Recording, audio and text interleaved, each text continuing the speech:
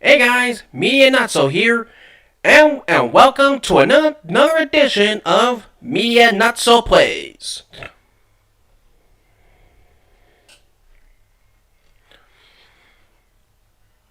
Yeah, apologies for that poem. But for today, well, as you can already see by the title, today we're going to be playing an assortment of Pokemon Learning Week science lessons. Well, which ones? Well, you'll just have to wait and see. Now, before we get things started, I just I'm pleased to announce that I've worked out a structure for how the streams are going to work. Of course, today they're going to be doing some science lessons, but next week we'll be tackling some math one. Actually, let me start that again. Next Saturday, we'll be doing some math lessons. We'll be doing some math lessons. Then the week after them, that life skills, and then language arts after that. And so everyone.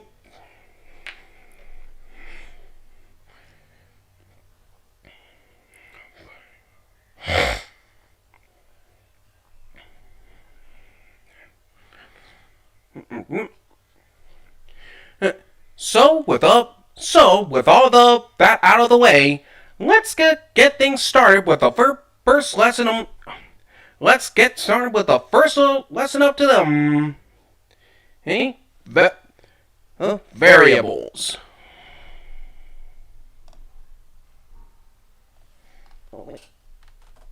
Glad we're gonna get a chance to practice together. Yeah, let's do it! Okay, Grovile, I choose you! Grovile! Squirtle, use Ice Beam! Squirtle! Grovile, Leaf Blade, go! Huh? Wow! Look at that! Even the leaves are frozen!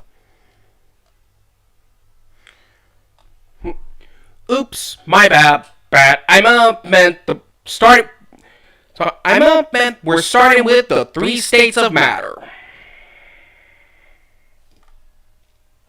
Solid. Yeah, but so is Grovile. Squirtle. Don't worry, I've got an idea. Okay, Combustion, warm it up. Use Fire Spin! Combustion! Huh? Whoa! Grovile! That was awesome! Yeah, it looked like magic. How did that even happen? Combustion? You know, sometimes when I'm boiling water to make pasta, a thick cloud of steam comes off too. Just like that. Yeah, but what makes steam? We should figure it out before we go to a real battle and blow an attack. Yeah, I think we need to call Ciara and find out what's going on here. Great idea! Hey, Rock, Ash, and May. What's going on? Hey, Ciara! We were practicing with our Pokémon, but a weird thing just happened. I told Squirtle to use Ice Beam. And that trapped my Grovile in a block of ice. So I told my Combustion to use Fire Spin to melt the ice. Yeah, and then it just made this cloud of steam. Like when I'm boiling water. So we want to know, what happened exactly? Sounds like a classic case of evaporation. Huh? Well, let's start with water, which is a liquid. Liquids are like soda or mouthwash or window cleaner. And liquids can evaporate or become a gas like that cool cloud of steam you saw. Wow, really? How? Well, to understand evaporation, you first have to understand the 3 states of matter. What does that have to do with it? Matter is everything. Everything is made up of matter, and there are 3 main kinds: solid, liquid, and gas.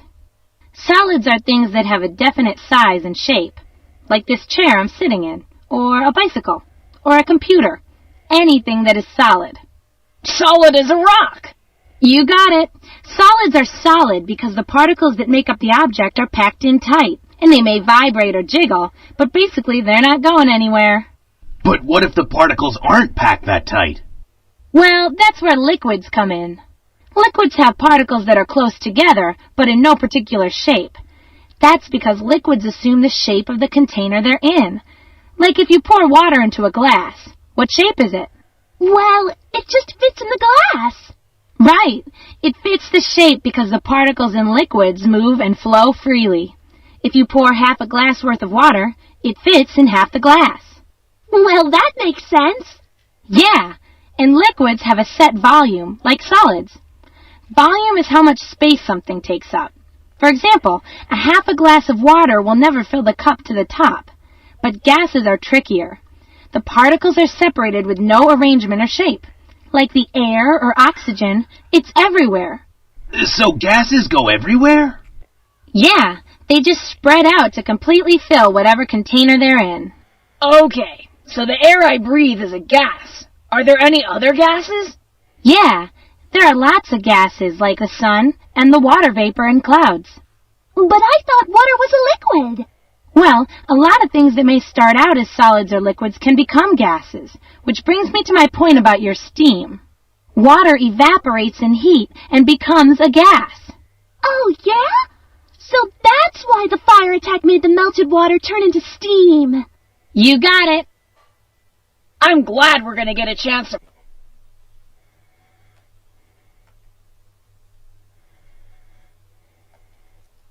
Okay.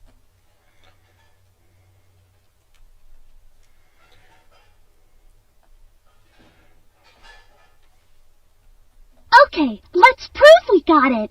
I'm gonna need your help. Click and drag each item into its proper state of matter bucket. Solid, liquid, or gas.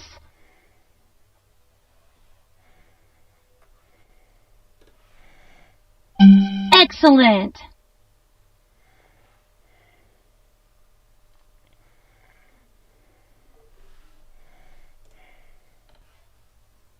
Excellent.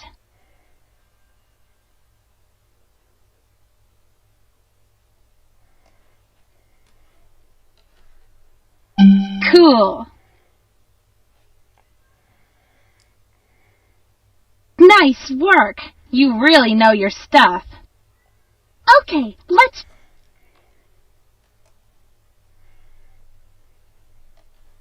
Hey!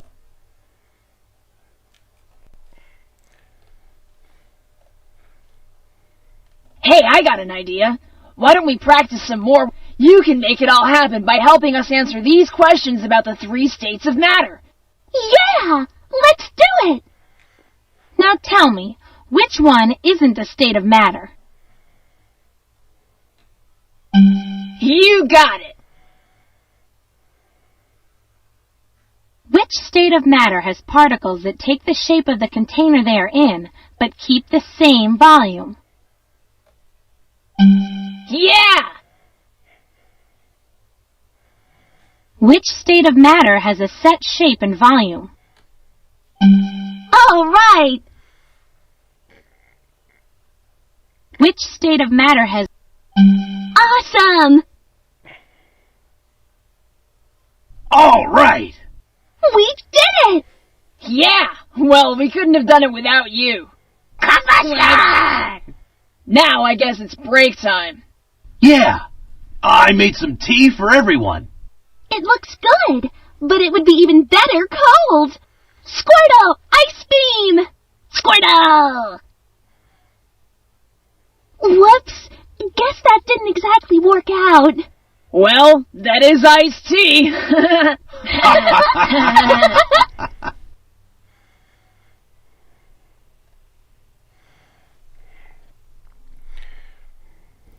Oh, well, that was a very simple one. Anyways, on to our next one, which shall be all about tides and waves.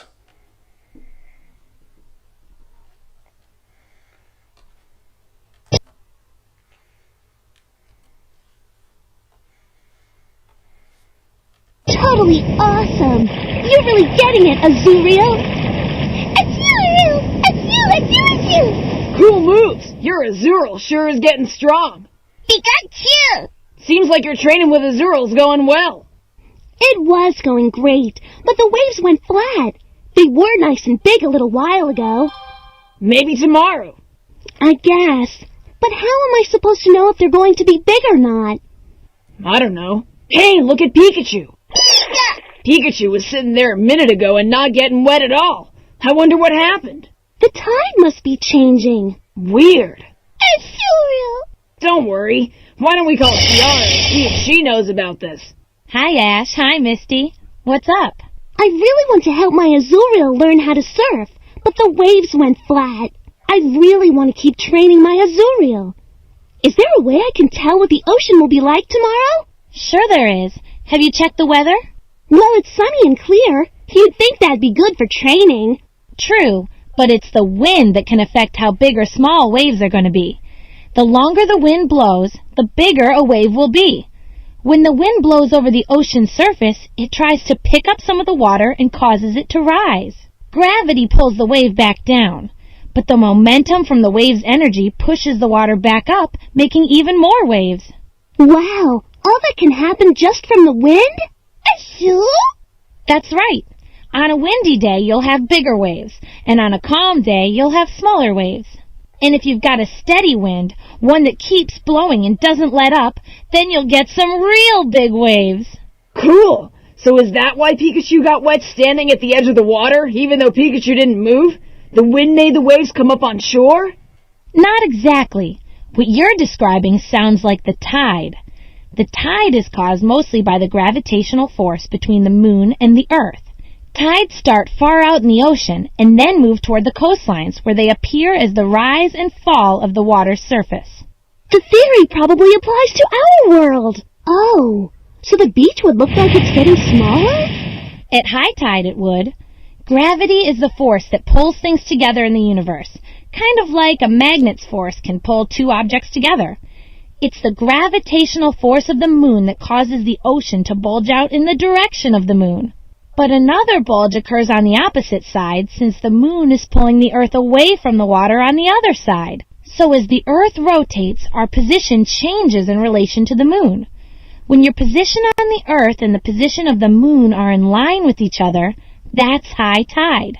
And when your position on the earth is perpendicular, about 90 degrees from where you see the moon, that's low tide.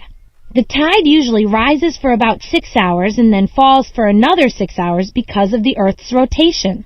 So most coastal areas experience 2 high tides and 2 low tides every day. Awesome. So you only have to wait 6 hours until the next high tide. Let's explore some more to figure out the best ocean conditions for training Azuriel.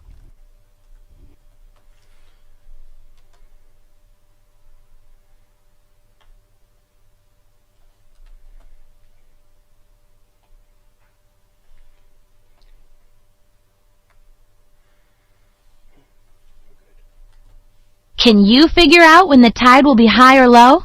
Rotate the Earth to create a high tide.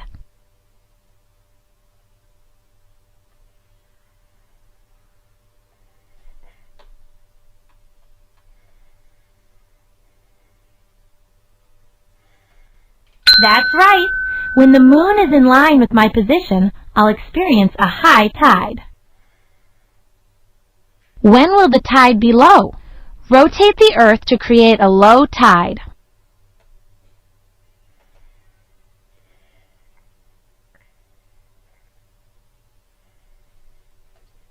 Try again. Remember, a low tide occurs in between the bulges.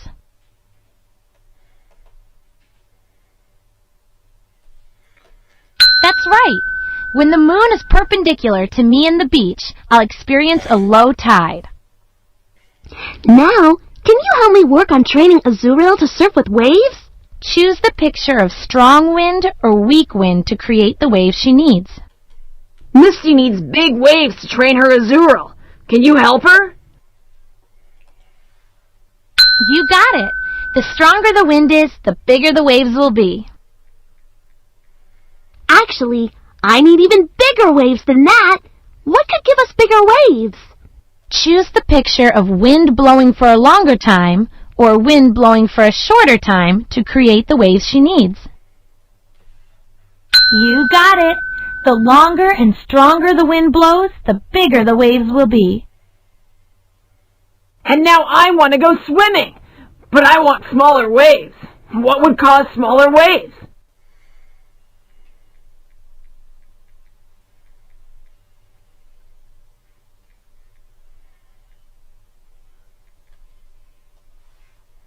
You got it. The weaker the wind is, the smaller the waves will be. Can you figure out when the tide will be high or low? Rotate the earth to create a high tide.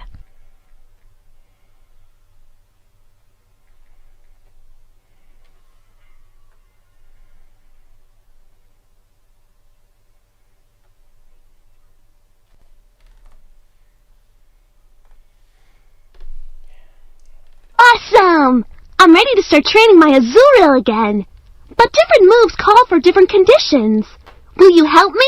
Now, how would you create similar conditions to the ones Misty needs? Rotate the earth and drag the wind over the ocean to create the ocean conditions needed. Misty needs big waves and a high tide.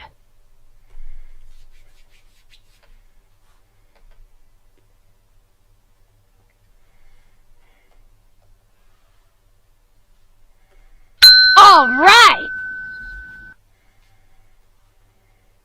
Misty needs small waves and a low tide.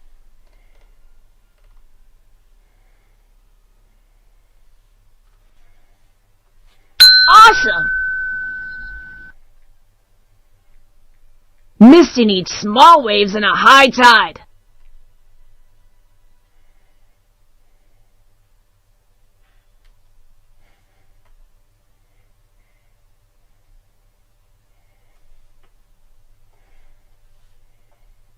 You got it!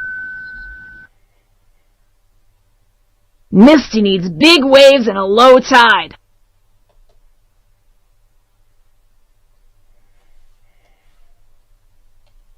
You got it!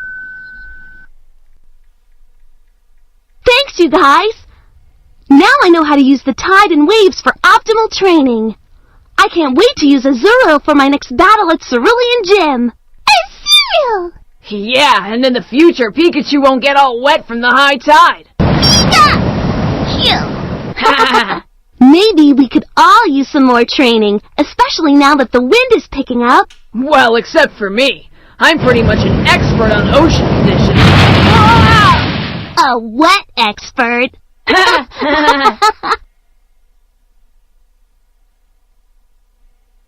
Awesome.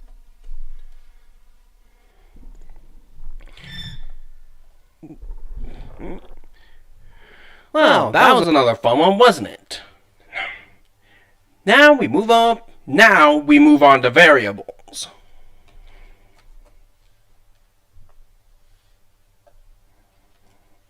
And then Pikachu's Thunderbolt hit, and the battle was over, just like that. Well, the weather was perfect for a battle, but I think it was Brock's Pokémon food Pikachu had just before the battle that really helped Pikachu to perform its best. Pika-pee! You've had a lot of awesome battles. Yeah, we always try our best. But what about those things like weather or crowd noise or what your Pokémon eat right before battle? Do they matter too? How do you know? I think some of them can make a difference, while others don't matter so much. I guess it would be cool to know what else might help us do our best. Pikachu! Well, you know, Ciara has a lot of experience making things happen. Maybe she has some tips. Good idea. She definitely knows how to set things up. Hey guys, what's going on? Ash and Pikachu just won another battle. They've got great skills, but we're wondering what other things can make a difference. Yeah, so many things go into a battle, from moves to location to opponent, even the weather. Pikachu! Oh yeah, I hear ya. Those are all things that can change, right? Like maybe the hotter it gets, the more quickly you'll get tired. Those factors that can change are called variables. When I conduct experiments, variables help me find cause-effect relationships. And keeping an eye on only one variable at a time helps me make sure I'm conducting a fair test. Why don't I show you what I'm working on while I tell you? Oh yeah? What you up to? Another experiment, of course. Awesome! And any time you're trying to answer a question with an experiment or investigation, you have to pay attention to your variables.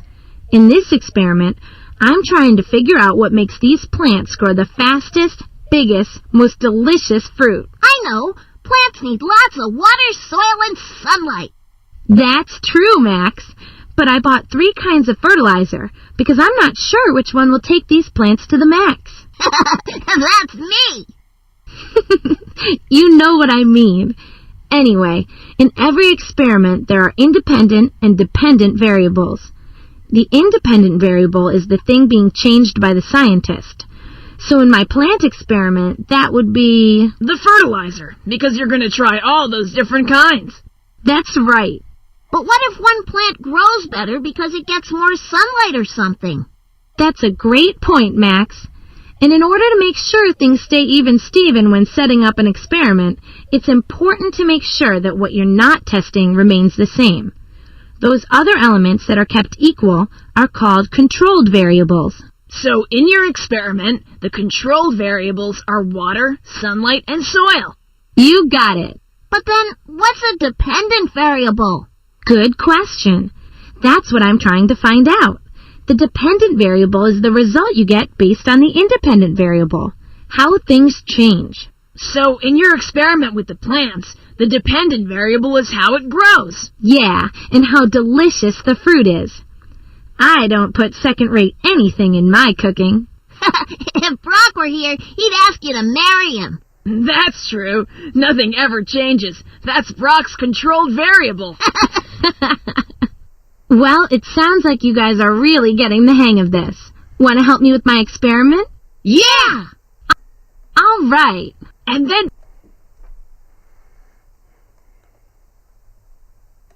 Let's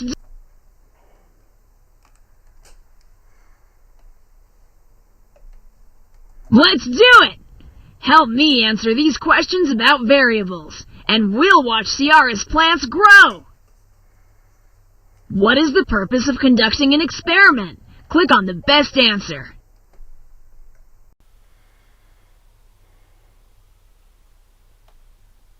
That's right.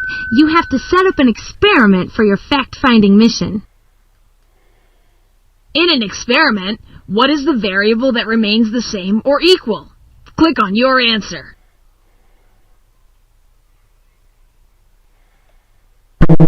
Actually, the independent variable is what you are changing, and the dependent variable is where you see that change. That's right! The controlled variable remains the same in the experiment setup. Okay, now which variable does the scientist... That's right! The independent variable is what the scientist changes. It's putting their theories or ideas to the test. Now, in an experiment, which variable responds to the change? That's right! The dependent variable depends on the independent variable. Okay, now here's another experiment to see if tap water boils faster than salt water. Click on the controlled variables in the experiment.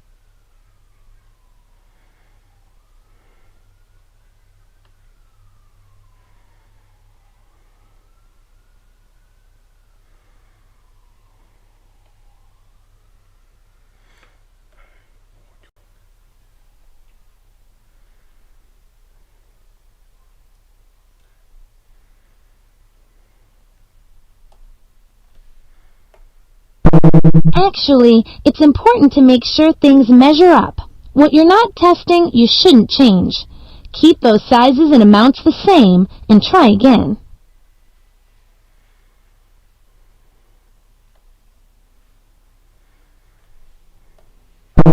Actually, it's important to make sure things measure up. What you're not testing, you shouldn't change. Keep those sizes and amounts the same, and try again.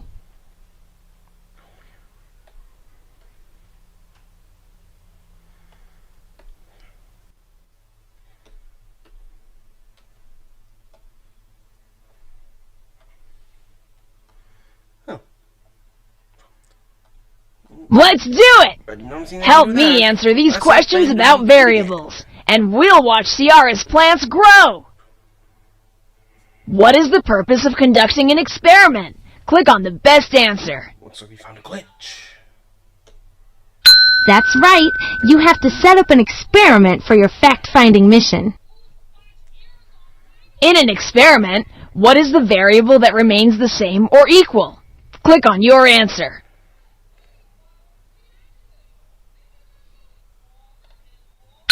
That's right! The controlled variable remains the same in the experiment setup. Okay, now which variable does the scientist change? Click on your answer. That's right! The independent variable is what the scientist changes. It's putting their theories or ideas to the test. Now, in an experiment, which variable responds to the changes made in the independent variable? That's right! The dependent variable depends on the independent variable. Okay, now here's another experiment to see if tap water boils faster than salt water. Click on the controlled variables in the experiment. That's right! You want to make sure you're working with even amounts of water in an even-sized pot. Click on the independent variable. No, what is changing?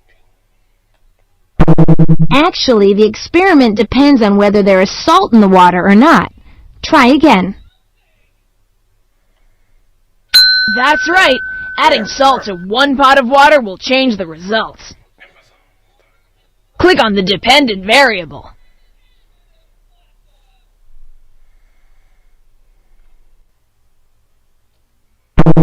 Actually, the experiment all depends on how long each pot takes to boil. That's right! This is a test of time. A race to see which pot will boil first. Look at my plants now. Wow! Pika! Oh yeah! You're awesome lab partners. That was fun! Now you know why I spend all my time in the lab. In fact, I have some more experiments to do, and I could sure use your help again. Count me in! Me too! Pikachu!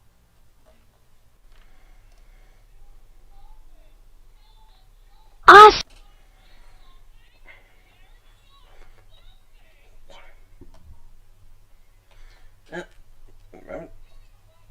Awesome! I'm glad you're going to be my lab partners.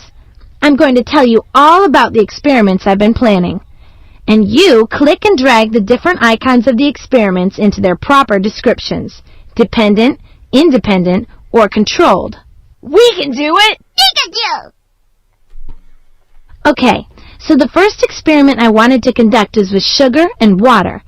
I wanted to find out what water temperature makes sugar dissolve the fastest. So I'm going to stir some sugar in cups with cold, warm, and hot water. Drag and drop each part of the experiment into the right type of variable.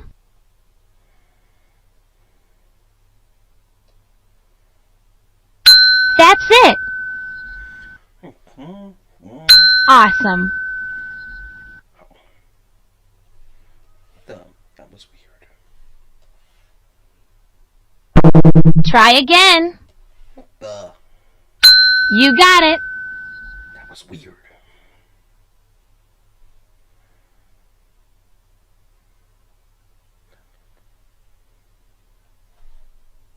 Awesome. Awesome.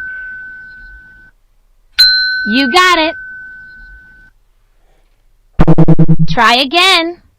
Here's what we're looking for.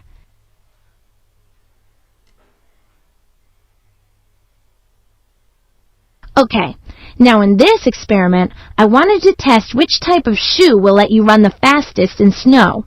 So I have 3 types of shoes: snow boots, skis, and running sneakers.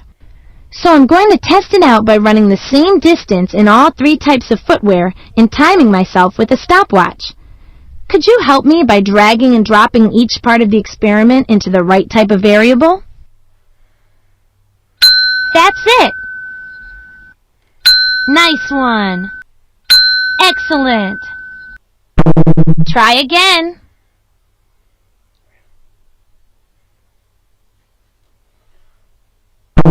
Try again. You got it. Here's what we're looking for. All right, you're great lab partners. Thanks for helping me with my experiments. Anytime! Definitely, but we should be thanking you, Ciara. Awesome! I'm glad you're going to be my lab partners. I'm going to tell you all about the experiments I've been planning. And you click and drag the different icons of the experiments into their proper descriptions. Dependent, independent, or controlled. We can do it! Pikachu! Okay, so the first experiment I wanted to conduct is with sugar and water. I wanted to find out what water temperature makes sugar dissolve the fastest. So I'm going to stir some sugar in cups with cold, warm, and hot water. Drag and drop each part of the experiment into the right type of variable. You got it. Nice one. That's it. Try again. Try again. That's it. Awesome. Awesome.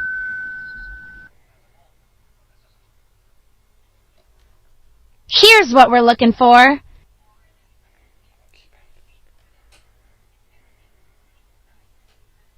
Okay, now in this experiment, I wanted to test which type of shoe will let you run the fastest in snow. So I have 3 types of shoes. Snow. You got it.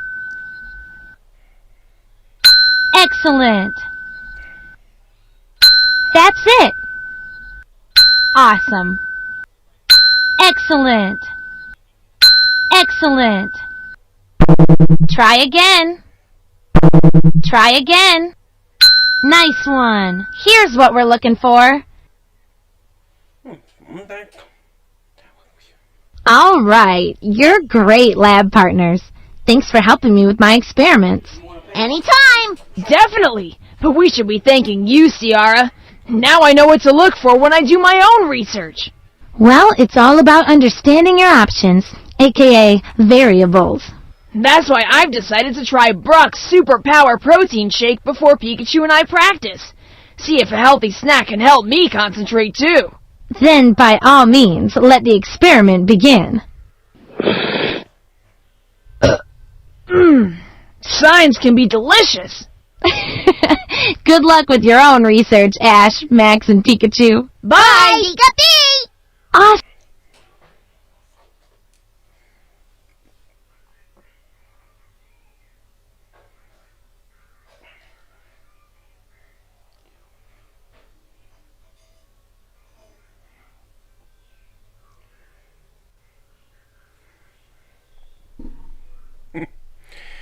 Well, guess that should show some how touch I will. If I flub that many times. Wait, now we're gonna pause so I can work out which lessons we'll be doing next.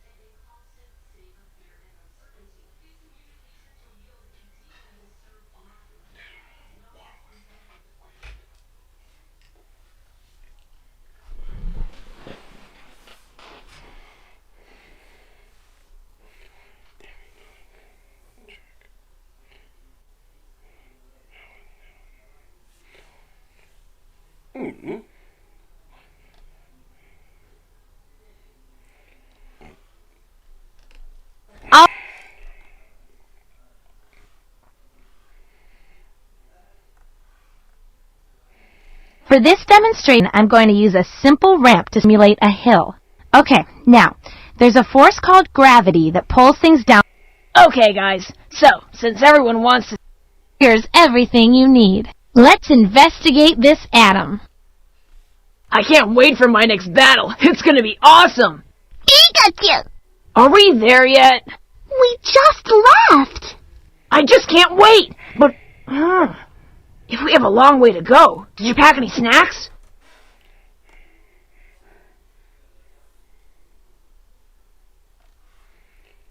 Let's see what you would do in your... Check out this picnic table.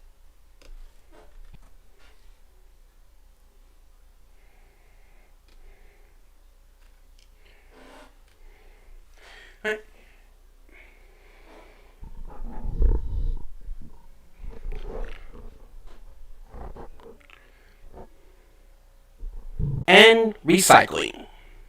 My drawing is of how Squirtle is going to perform at my next contest.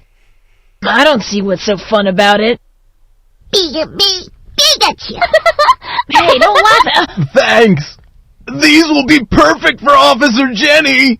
Let's go! Hey, Brock.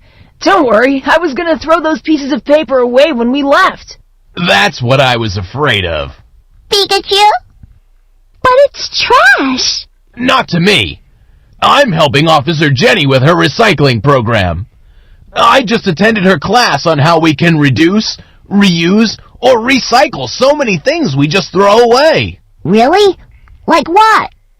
No time to talk. Gotta find more. Well, I'd sure like to know what he's talking about. Why don't we call Ciara and see if she knows why he didn't want us to throw that trash away? Hi, everyone. Hi, Ciara. That's a cool flower pot. Thanks. There was a small crack in the beaker, so I couldn't use it in the lab. A little paint, and voila, flower pot. Anyway, what's up? Well, Brock just came by and said he was part of a recycling program, only he didn't really have time to get into it. Ah, that's important work and plenty that can be done. I'll fill you in. First, it's important to look at the big picture, so let's back up a bit. I mean way back. Where I live, everything I use, and I mean everything, originally comes from the planet to some degree. Things made of plastic, metal, wood, even oil come from the planet. It's probably like that for us where we live, too. Wow! It is amazing. That's why I'm so into science. It's everywhere. Where does the planet get all of these things? Believe it or not, most of them it has naturally. These things are called resources. So stuff like paper, cans, bottles, and oil are all made from these resources. Well, it seems to me like the planet is very busy making resources all the time. It is, May. That's why what Brock was doing is so important. You see, the planet needs its resources for it to work properly. The trees give oxygen that we breathe. The sun helps the trees grow. The soil gets nutrition from the trees. We eat fruits grown from the soil. Can you see where I'm going with this? I sure can. Everything needs each other. Every system depends on its working parts to survive, especially the environment. Hey, if Brock was collecting papers, maybe he was doing it so he could use them again, like on the back. That way, we would use fewer trees. That's a great idea. You would be reusing the papers. You wouldn't throw away something that can be used again. If we use less resources in the first place, I bet we wouldn't have to reuse so much. That would be a smart bet. You'd reduce what you use. When you just throw something away, it doesn't just stay in the trash. All of those trashes are dumped someplace called landfills. If too much trash gets tossed there, the environment gets messed up. I didn't really plan to draw that many pictures. I should have taken my time and used less paper. Ash, you're always one step ahead of the game. Reducing what you use is another key to helping the planet. But then what about when we're done with the paper, when we can't reuse it anymore? In that case, there are places that can take a resource from something and use it to make something new. Recycle it. Can you recycle everything? Not everything, but quite a lot. Plastic, like drink bottles or food containers. Paper, everything from notebook paper to newspapers, and aluminum, like soda cans or tin foil, are all items that can be recycled. Does recycling one thing really make that much of a difference? Well, if everyone starts to recycle, those single things turn into so much more. Better to recycle than to think of all those cans in a landfill. Wow, it sure adds up. You can really make a difference for the planet. Ready to try?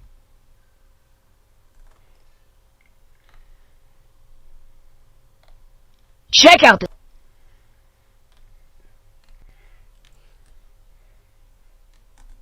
this picnic table. There are so many opportunities to recycle. Toss a ball of my crumpled paper at the things on the table that can be recycled. They'll all go into the recycling bin. Way to go! Cans are made from aluminum. If we recycle them, we can make new ones and don't have to take it from the earth. Great choice! Bottles come from sand, so recycling bottles helps to save that resource. You got it! Recycling paper plates helps save trees.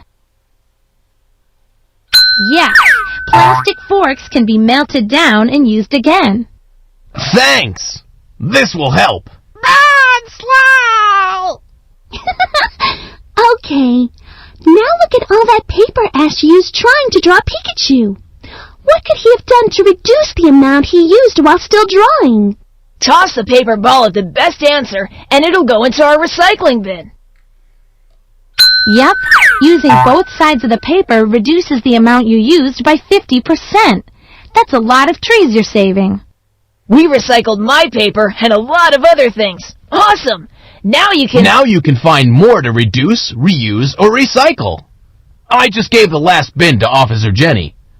Can you find other things for me? Okay, let's help Brock out. Now that you have your recycling bin, let's take a walk and see if we can find things that might be able to reduce, reuse, or recycle. Yep, books are made from trees, so make sure when you're done, you let someone else use it so another one doesn't have to try again. Yes, when you throw stuff away, you need to put it somewhere. Reusing items means we have to spend less room on landfills, and someone else can enjoy the toy too.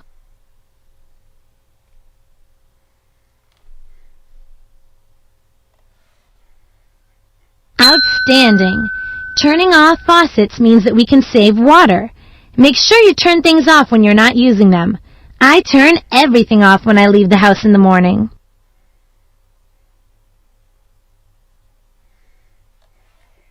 You got it!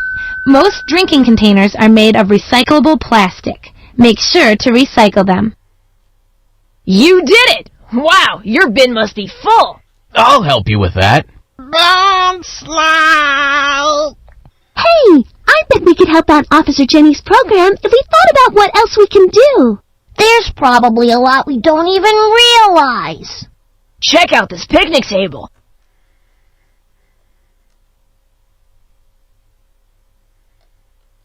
Let's see what you would do in your typical day.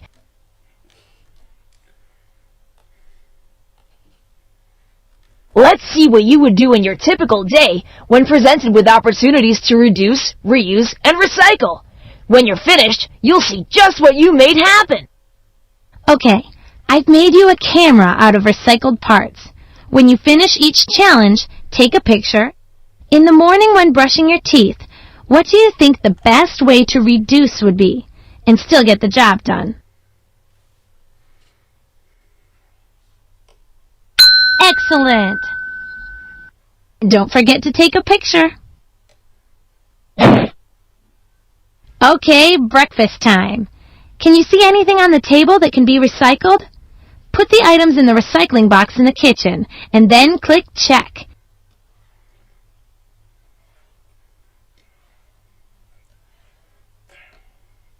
Way to go! Don't forget to take a picture. Look at these two old bikes. They're both being thrown away because they each have missing parts. Can you make it so that one of them can still be used? Here's a hint. take the pieces from the bike on the left and put them on the bike on the right.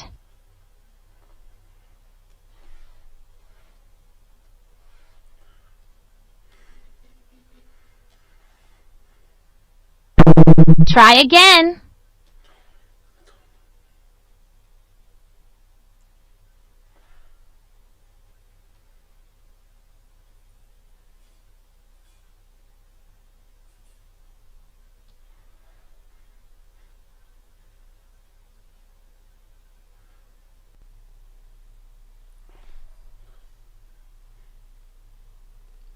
Good work!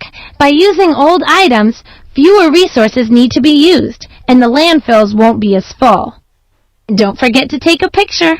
Hey, I just finished this great book on Dragonite. You should get one of your own. Instead of getting one of your own, what is the best thing you could do to reuse if you wanted to read the book? Excellent! Don't forget to take a picture. Okay, looks like whoever left this house did so in a hurry. Can you find ways to reduce the amount of energy used in here? When you've done what you can to reduce energy, click check.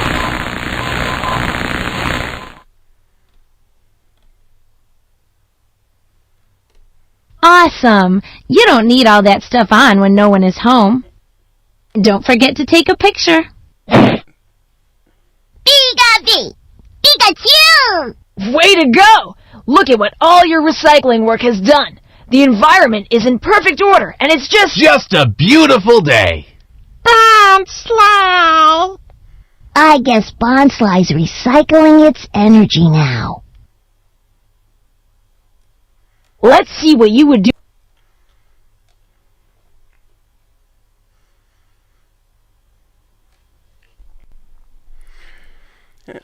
Well, that one was a lot of fun. Now, up next, we'll be tackling some speed.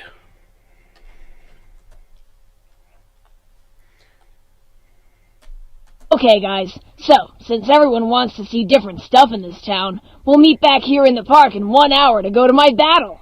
Pikachu! But Max is coming with me to talk with some of the trainers, practicing with their water-type Pokémon at the beach. It's going to take us 20 minutes each way. That's nothing. It's gonna take me a half an hour to just climb up the mountain to take a look at that golem living there. But I'm going through the woods to the Pokémon Center, and it is the same distance from here to the beach. Hold on 1 second. Yes? Doing good.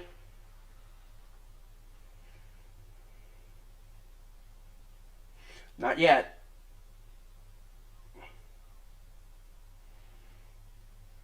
Alright. Doing good. Bye.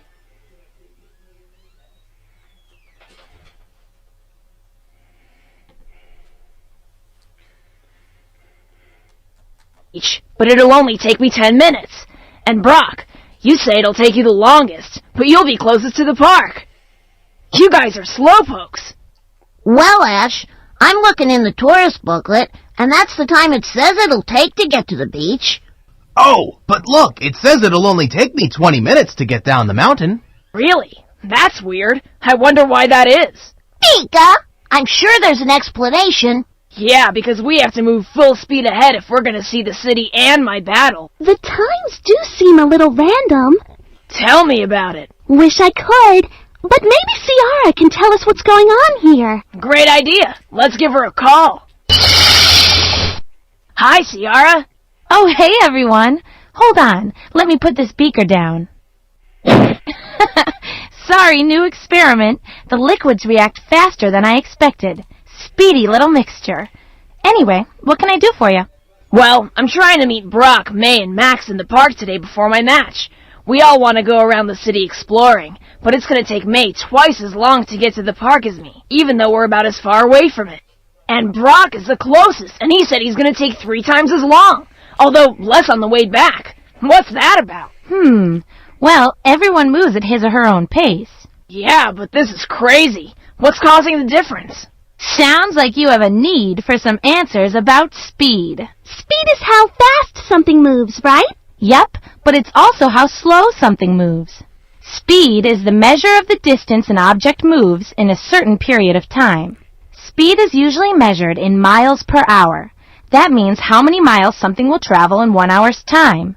Let's take a look at a few examples. A person can run up to 22 miles per hour.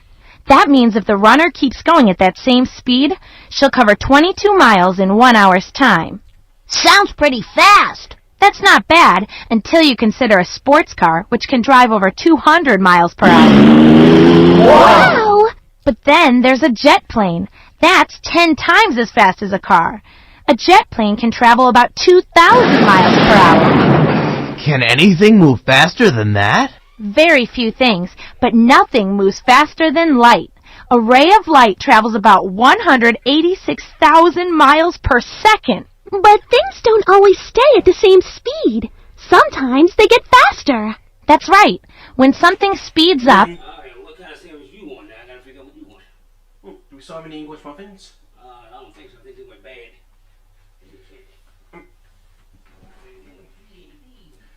Well, if not, then I'll take a bagel.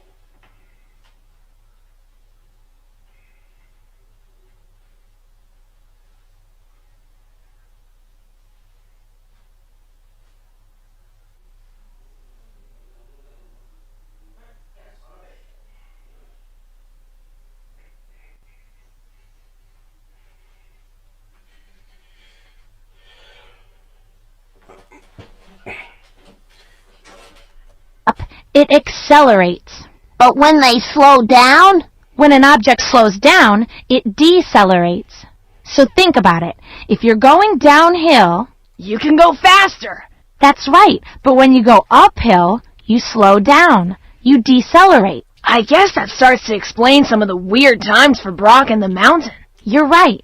It would take him more time going uphill and less time going downhill. But, and this is the key, whether it's moving fast or slow, an object will keep going at the same speed unless a force changes it. What do you mean? Well, let me show ya. Okay, here's a ball rolling down a perfectly smooth, flat table. It could keep rolling at that same speed until something, a force, stops it, like this cushiony stool. Oh, I get it. So the stool is the force that stopped the ball. And if I set the ball down and started it rolling, it would pick up speed again. It would roll until something stopped it again. Right, and believe me, there are all kinds of forces that can speed things up, slow them down, or stop them from moving altogether. Keep talking. Maybe one of them will help us. All right. I meant to do that. Okay.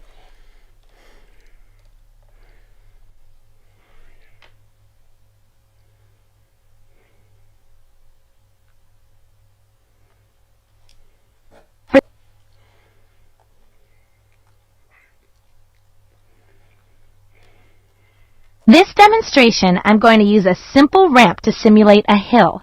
Okay, now, there's a force called gravity that pulls things down toward the ground. Without gravity, we'd all be floating through the air like in outer space, which would look pretty funny, but be pretty cool. However, it's not like that, so when I roll the ball down the ramp, gravity will act on it. Do you think it'll make the ball speed up or slow down? Pick one. Gravity makes the ball accelerate or speed up because it's an extra force that pulls the ball in the direction it's going, down. All right. Now I'm going to bring out my biggest fan. Nice. On the downside, it can be hard to walk on a windy day. Let's take a closer look at this wind. It's another kind of force. And it's a strong force. Yeah. Now, when I start the ball rolling this way, with the wind coming that way, will the wind speed it up or slow it down? Cool. The wind made the ball decelerate or slow down because there was a force, the wind, against it. But what happens when the wind changes direction? Will the ball slow down again or speed up this time? Neato. It accelerates. But why did it pick up speed this time? The wind was blowing with the ball instead of against it.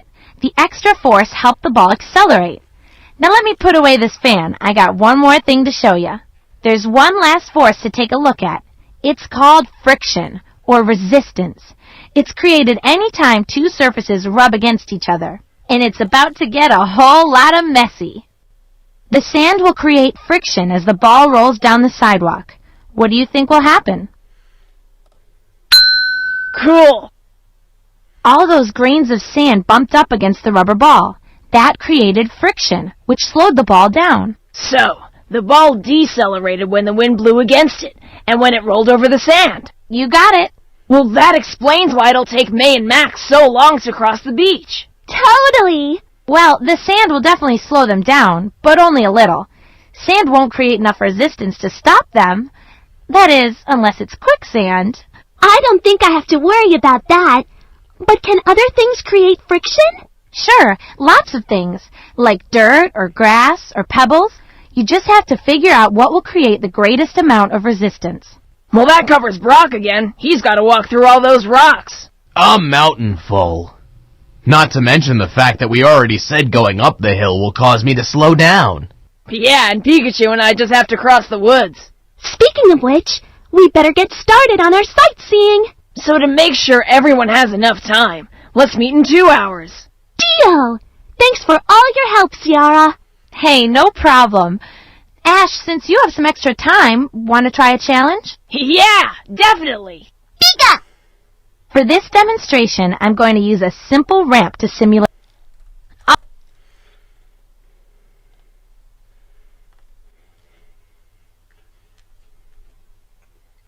Alright, let's measure the speed for 5 different modes of transportation to see how fast they are.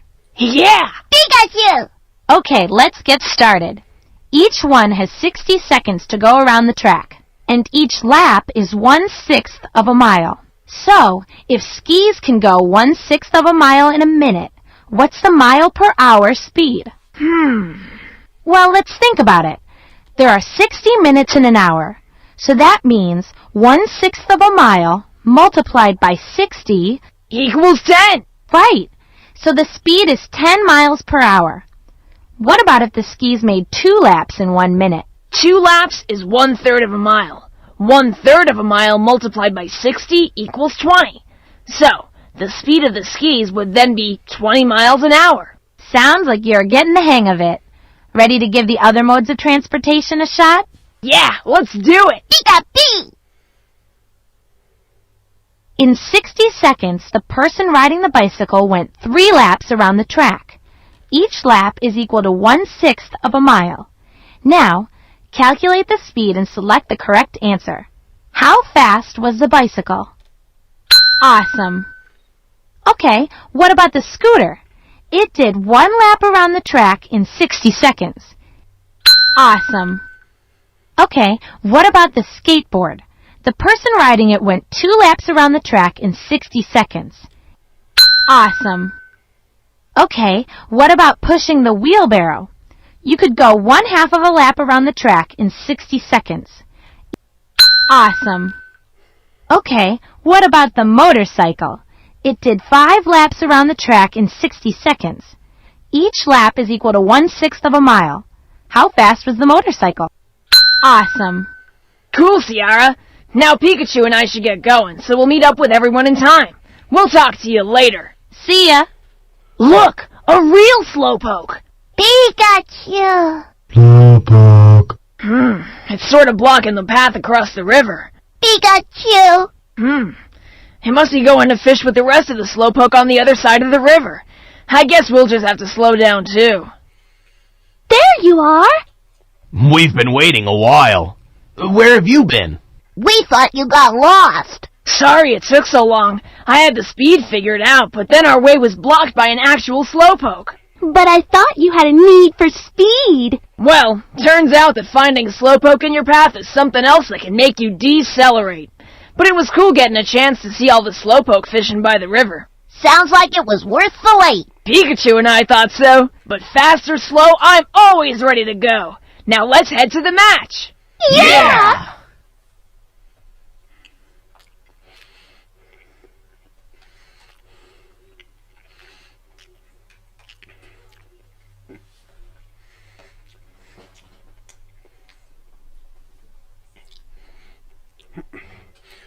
Well, anyways, that was definitely one of the more fun lessons in there.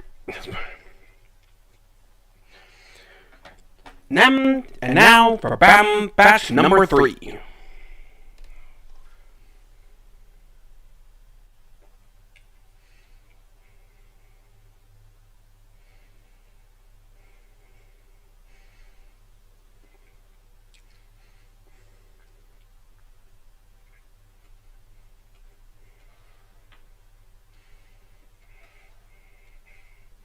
Roll over each.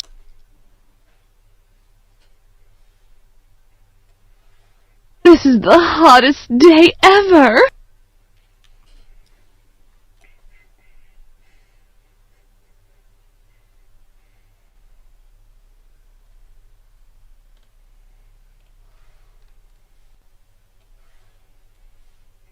Okay, here are all the...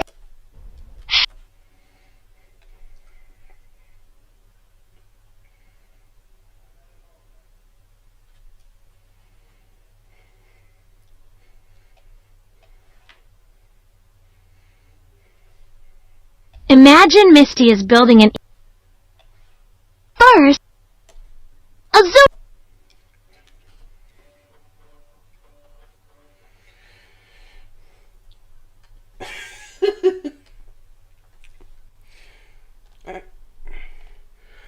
Welcome back. Now it's time for batch 3. We're doing a little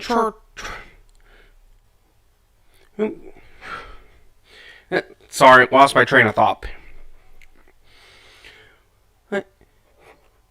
Starting with Missy doing a little training with her Azurum. She learns a thing or two about ecosystems.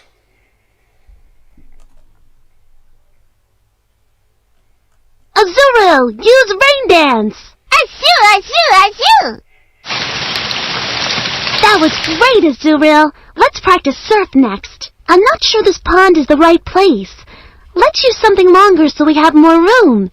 And besides, you should get used to training and competing in lots of different places. Let's cross the forest and see what we find.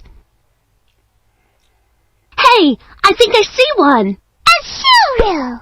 Cool. I can't wait to get started. Okay, Azurill, use surf. Achoo! That's okay, Azurill. Let's try it again. Ready? Use surf. Achoo! Azurill! Hey, what's going on, Azurill? Achoo, Azurill!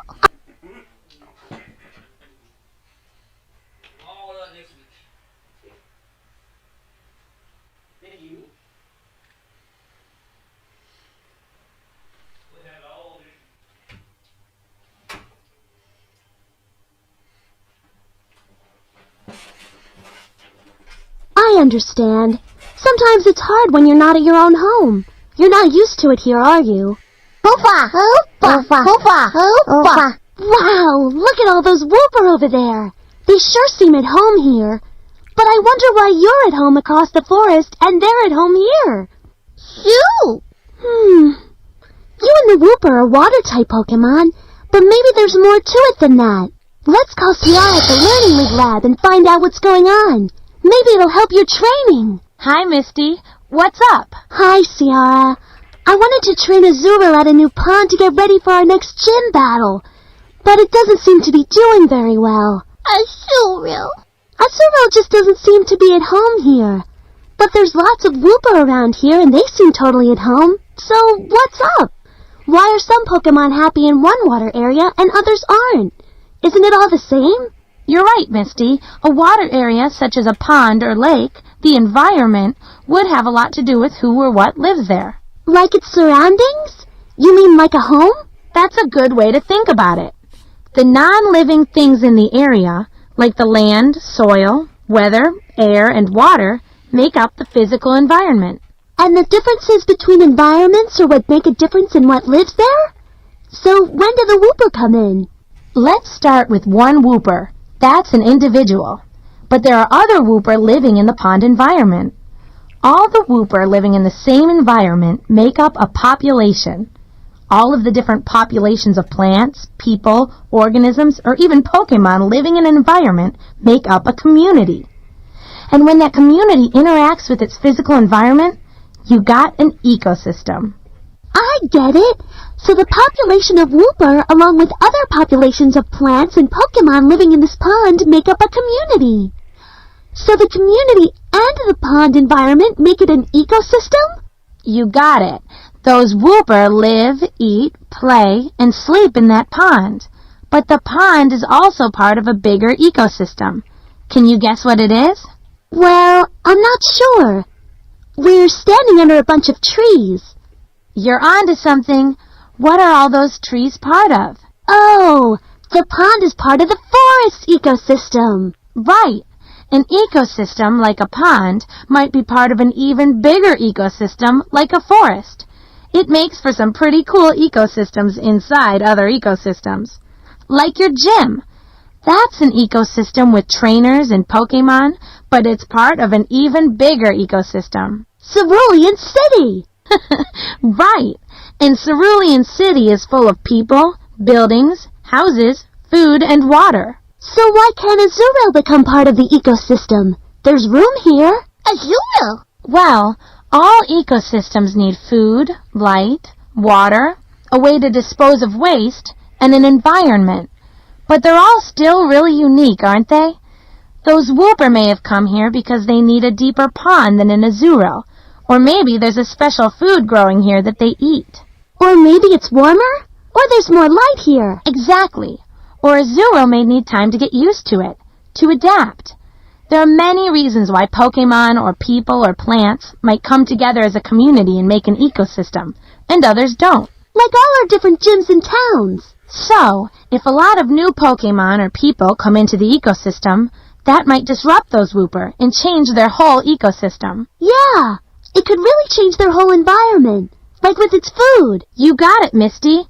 Or maybe the whole ecosystem would change without the new Pokémon at all. If it suddenly stopped raining and the pond dried up, the Wooper would have to leave. Or if all your friends decided to play and swim here, that might really mess things up for those Wooper. So, maybe we should learn a bit more about the Wooper's ecosystem. Can you help me figure it out?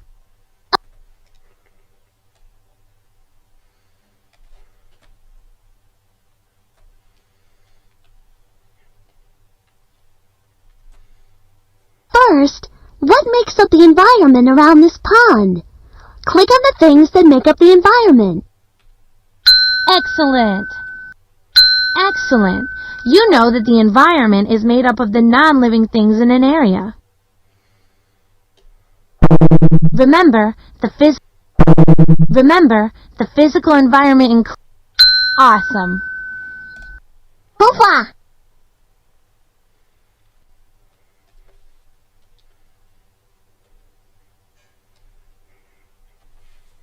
First, what makes up the environment around this pond? Click on the things that make up the environment. That's it. That's it. Excellent. Awesome. Awesome. Now, help Misty learn more about the Wooper's ecosystem. Let's do it! Wooper need a lot of energy to play. What does their ecosystem need? Great job. Food is an important part of an ecosystem, and Wooper need lots of it to play. All the Wooper in the pond make up the Wooper population. What do the populations of organisms living together in the pond make up? All right. All the populations living together in the pond make up a community. These Wooper have a unique ecosystem. What do you think might disturb it? You got it. Humans can disrupt a Wooper's ecosystem. This pond is a great ecosystem for Wooper. But what ecosystem does the pond exist within? Right. This Wooper's pond can be found in an even bigger ecosystem, a forest. Once there's a population and then a community, What else do you need to make up an ecosystem? Right again. A community needs an environment to interact with to make an ecosystem. I want to start my own ecosystem with other trainers. What will I need in my ecosystem to survive? Awesome. Light is one of the basic things Misty would need to survive in her ecosystem. What about a different type of Pokémon, like Diglett? Diglett often live on farmlands. So what's special about the Diglett's Great. The environment of a farm and a community would help to make up its ecosystem. Awesome! I really understand the Wooper ecosystem now. If we were to build an ecosystem for Azurill to feel at home, what would we need?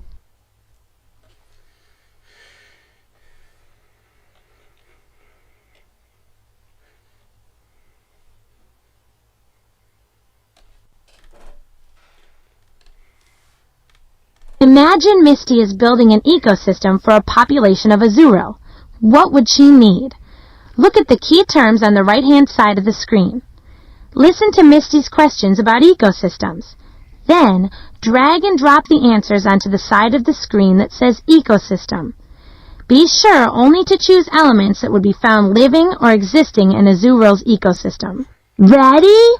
Let's go! Azurill definitely need this for basic energy and survival in their ecosystem. Excellent!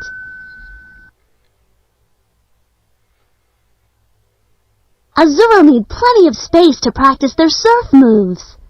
What should they have in the ecosystem? Great!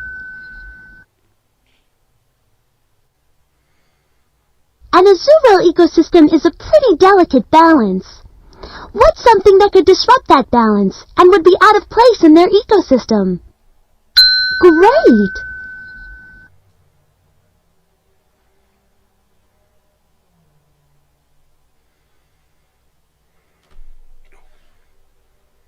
Awesome!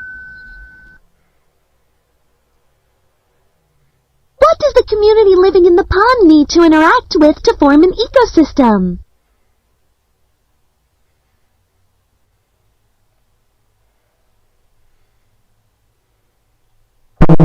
Try again.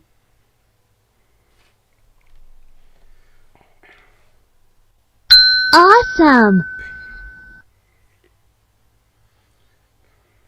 And Azurill's pond is part of an even bigger ecosystem. Can you figure out what that is? Awesome!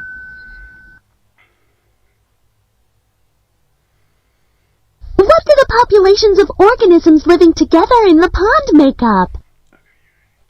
Excellent! Azurill need warmth in their ecosystem and plenty of growing trees to protect their pond. What is something in the environment that can help? Awesome! Awesome! Azurill, let's get back to your ecosystem and start training. Azurill! And then we'll go to my ecosystem and win that gym battle. Azurill!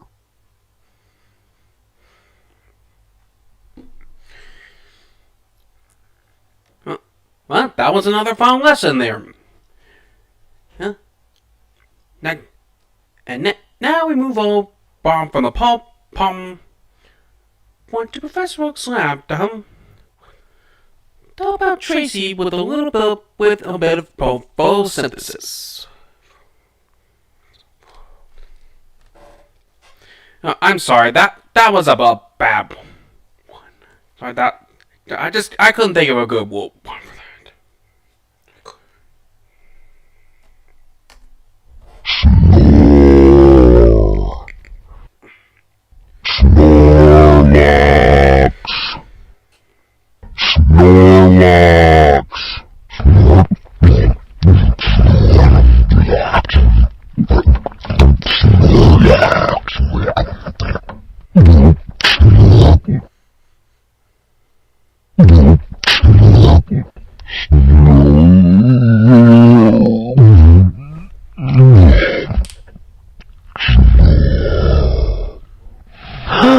Professor Oak's berry bushes! I can't believe it! There isn't a single berry left! Snorlax ate them all! Man, it was hungry! But what about all the other Pokémon that like orange berries? I guess I'll just have to plant some more. The faster they grow, the better. I wonder what I'll need to make the berry bushes grow. I want to make sure I'm planting them right. I bet Ciara could give me a few pointers. I'm gonna give her a call. Hey, Tracy. Hey, Ciara! Whoa, what was that? Oh, just Snorlax. It's sleeping in the berry bushes. I don't see any berries on those bushes. That's because it ate them all. And that's why I'm calling you. Okay, what can I do for you? I'm going to plant some more berry bushes. But since it's Professor Oak's garden, I want to do a good job. You know, give the plants everything they need to grow. Oh, yeah. Well, I can definitely help you out there. Plants make their food. Oh, cool. Plants feed themselves. I don't need to worry. Well, yes, they make their own food through a process called photosynthesis. But like any food we eat, it's got to have the right ingredients in the recipe. And the recipe for plant food is plenty of sunlight, carbon dioxide, and water. But how do you feed a plant sunlight? In every plant cell, there is chlorophyll. Chlorophyll absorbs the energy in the sunlight to power making food from the carbon dioxide and water. Where does it get the water from? When it rains or someone waters it? Right. So when it rains, a plant soaks up water from the ground through its roots. The water is then carried up through the stem to the leaves. Now, the leaves breathe in carbon dioxide through tiny holes called stomata. At that point, the chlorophyll in the leaves takes over, using the energy from sunlight to turn carbon dioxide and water into plant food and oxygen. Wow, so chlorophyll are like kitchens for plants. I guess you could look at it that way. It's also what makes the plant green. Whoa, I wish I had chlorophyll making my food. Green is definitely my color. Well, chlorophyll is only found in plants, but it already makes something very important for us all. Well, I eat lots of green vegetables. And you also breathe in oxygen or air. I love fresh oxygen. You have plants to thank for it. When the plant takes in carbon dioxide and water, the sunlight converts them into sugar for the plant. It also releases oxygen. That's so cool. Yeah, that's why planting trees is good for the environment and you. Wow, I better get to planting. I want to do my part.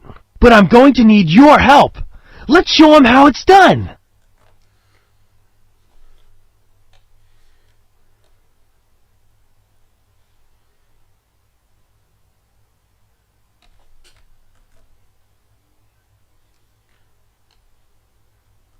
Okay, here are all the elements of photosynthesis. Will you help me put the cycle together?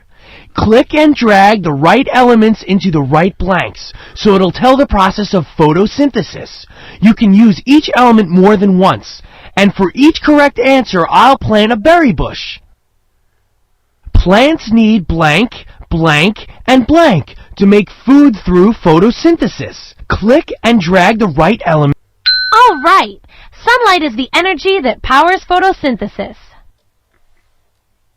Yes, plants definitely need water for photosynthesis. All right, plants take in carbon from the air. Water is carried up from the blank through the blank to the leaves. Oh yeah, water travels through the roots and stem to get to the leaves. Carbon dioxide is absorbed through the blank.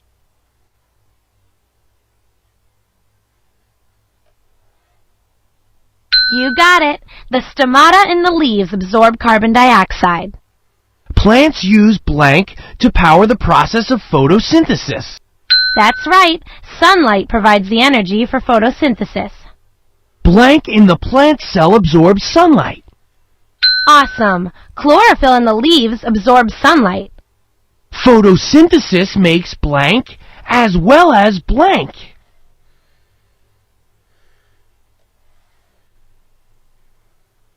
Right on. Photosynthesis makes sugar for the plant and oxygen for the atmosphere. Wahoo! We did it! That's the process of photosynthesis for you. I think you got it down. Yeah, down to the ground. Just like these berry bushes I just planted. Mm-hmm. Now that you know what they need to feed, you're ready to raise the roots. Definitely. Thanks for all your help, Ciara. Anytime. Talk to you later. Okay, bye-bye. Oh.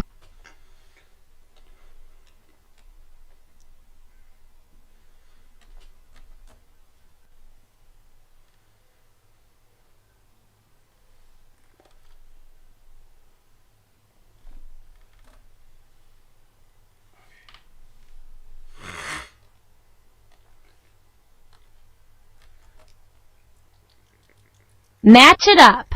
Click and drag the vocabulary word into the bush with the right definition. Nice one. Match it up. Excellent. Match it up. Excellent. Match it up. Awesome. Match it up. Nice work. Match it up. Click and drag the vocabulary word into the bush with the right definition. Excellent. Match it up. Nice one. Match it up. Nice work. Match it up. Excellent. Match it up. Excellent. Awesome! Look at how much they've grown. Too much. Okay, buddy. You can have some of the berries. Photosynthesis doesn't just make food for the plant.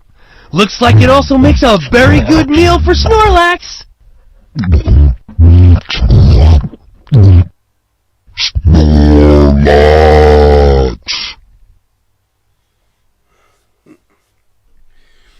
Yeah, well, that was enjoyable. Now we move on to the last one of this batch, as we explore the differences between the various minerals.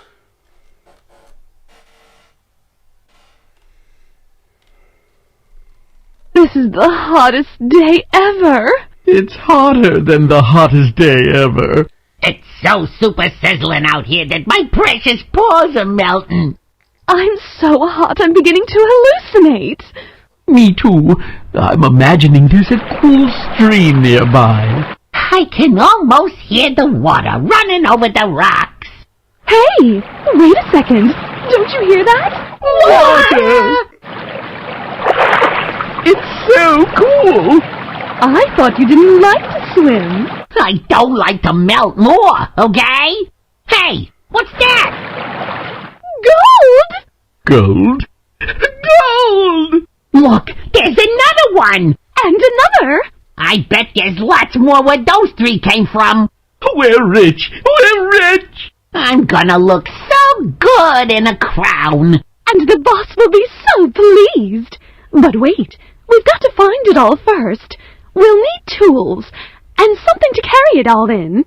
We're rich! We're rich! Shh! Act casual. We don't want anyone to get any ideas and come back here and find our treasure. We don't want anyone else to get their grubby claws on our glorious gold. Yeah, we don't want some do-gooders coming here and claiming the gold. We found it. Let's go get those tools. Look, Team Rocket! What are they up to? Probably up to no good. Pika! Let's find out. They came from over there. Ooh, the water's so nice and cool and clear. Hey, look at those sparkly rocks. Do you think they're gold? I don't think this is gold. It's too shiny. I think these are just dumb old rocks. So you mean this can't be gold because it looks too much like gold? Something like that. There must be some way to tell the difference. I bet Ciara knows. Hey, what's up? It's so hot here. Now that stream looks cool. It is, but what's even cooler is what we found. Can you take a look at this? We can't tell if these rocks are gold or not. Well, they might be rocks with gold in them, but if they're rocks, they're not pure gold. Huh? Gold isn't a rock, it's a mineral. What? What's a mineral? Minerals are lots of things. First of all, they're found in nature. That means humans don't make them. They're created naturally. Some things found in nature are alive, like trees or grass. But minerals are different. They're non-living substances. But doesn't that include rocks? Rocks are those things too, but here's one big difference. Minerals are made of elements, while rocks are made of minerals. Some rocks are made up of as many as 6 minerals. Huh? So rocks can be combinations of minerals, but a mineral by itself isn't a rock? Right. Here's one way to think about it. Picture a chocolate chip cookie. To make a chocolate chip cookie, you need sugar, butter, flour, and of course, chocolate chips. Those ingredients are kind of like minerals, and the cookie they make is kind of like a rock. Each rock is a different recipe of minerals. There's one big way cookies are different from rocks, though. They taste a whole lot better. How many different minerals are there? Oh, a whole bunch, and they're made up of different things. Some minerals are made up of pure elements. Gold is a pure element. Other minerals are made up of elements that have bonded together into chemical compounds. Salt is a compound. It's a mineral made up of 2 elements, sodium and chlorine. Rocks, though, can be formed from any group of minerals that happen to be put together. Remember sedimentary rocks? Sure. Those are rocks that are formed when layers and layers of stuff are crushed together over a really long time. That's exactly the point. They're made up of any kind of stuff. That's why rocks can look so different. There are very specific types of minerals. Each type has certain properties that help identify them. What kind of properties? Let's start with structure. All the atoms in a mineral fit together in an organized pattern. This pattern is known as a crystal structure. Here's the crystal structure for gold. See how the pattern repeats? Cool! Each type of mineral has its own crystal structure. Look at the one for salt. Remember, it's a compound of 2 elements. Wow! It looks totally different. Crystals come in different shapes and sizes. Mineralogists, scientists who study minerals, can identify all the different types by studying X-rays of their crystal structures. What if you don't have an X-ray machine to identify a mineral? Well, seeing the crystal structure is the best way to identify a mineral, but there are other properties of minerals that you can see just by looking at them and touching them. For example, there's the hardness of a mineral. Aren't most of them hard? When mineralogists talk about hardness, they mean how easy or how hard it is to scratch a mineral. A soft mineral is easy to scratch and leave a mark. A hard mineral is more difficult to scratch. Mineralogists have a scale they use to compare the hardness of different minerals. Talc is the mineral used to make powder. That's pretty soft. It gets a 1. But diamonds are the hardest substance on Earth. They're so hard that diamonds are often used in drills that cut into rock. Whoa! Diamonds are pretty and tough. Another way to identify a mineral is by how it reflects light. Its luster. It's the shininess of the mineral. Luster can be metallic. Like a piece of metal? That's right. Like silver nuggets, they have a metallic luster. There's also non-metallic luster. Non-metallic luster can be described in different ways. Pearly, glassy, silky, or greasy are all words that are used to describe non-metallic luster. What about the color of the actual mineral? Doesn't that tell you what kind of mineral it is? Color may seem like an easy clue, but it actually doesn't help you identify minerals much. That's because many minerals come in several different colors. The other properties are a better way to go. I'm ready to find some minerals so I can test out my identifying skills. That's easy. You can start by looking around outside. But there are plenty of minerals inside your own home. Of course, there are gemstones, the minerals that are used in jewelry. Watches use the mineral quartz to help them run. Quartz is the most common mineral on Earth.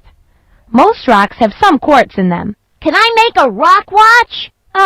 Probably not a good idea. Stick to the pure quartz.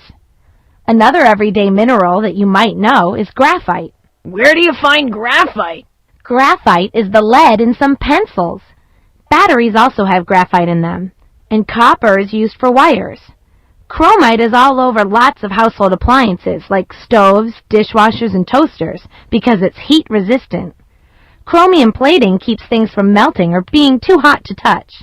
I guess minerals are everywhere. They sure are.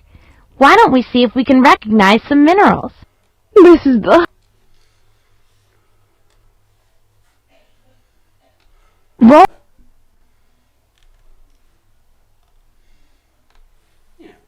Roll over each object to find out what it is made of. Click and drag the rocks into the rock box and the minerals into the mineral box. Remember, rocks are made of minerals, while minerals are made of elements. That's right. That's a rock. It is made of several different minerals. That's right. That's a mineral. That's right. That's a mineral. That's right. That's a rock. That's right. That's a mineral. That's right. Minerals are made of either pure elements or combinations of elements. Rocks are made of combinations of minerals. That was great. Now let's see what you remember about some of the ways to identify minerals. Look at this mineral. Let's find out about its crystal structure. Which of these is the crystal structure of the mineral? That's right. That's a mineral. It is made of a pure element. What does luster tell you about a mineral? Click on the right answer. You've got it. Luster tells what kind of shine a mineral has. Which of these words would you use to describe a mineral's luster? Right. A mineral's luster is usually described as either metallic or non-metallic. Roll over each object.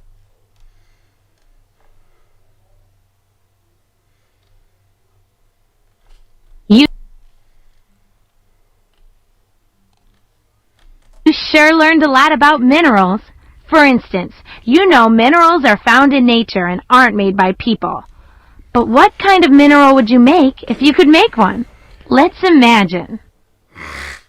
Do you remember what minerals are made of? Choose 3 items to make up your mineral. Click and drag the items into the My Mineral list.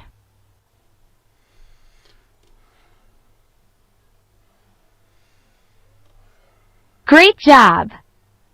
Now let's look at the crystal structure. Click on the structure that belongs with the mineral.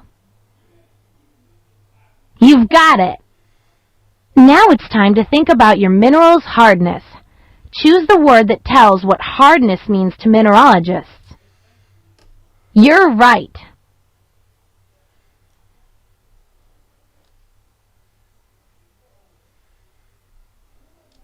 Great job!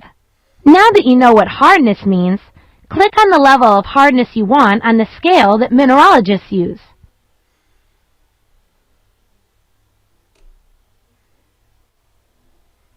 Now choose a luster for your mineral. Some of the words on the list are words that mineralogists use to describe luster. Others aren't. Click on a word from the list that you can use to describe luster. Great job! Now, just for fun, choose a color for your mineral. Click on the color you want. Wow! You sure did an awesome job creating your own mineral.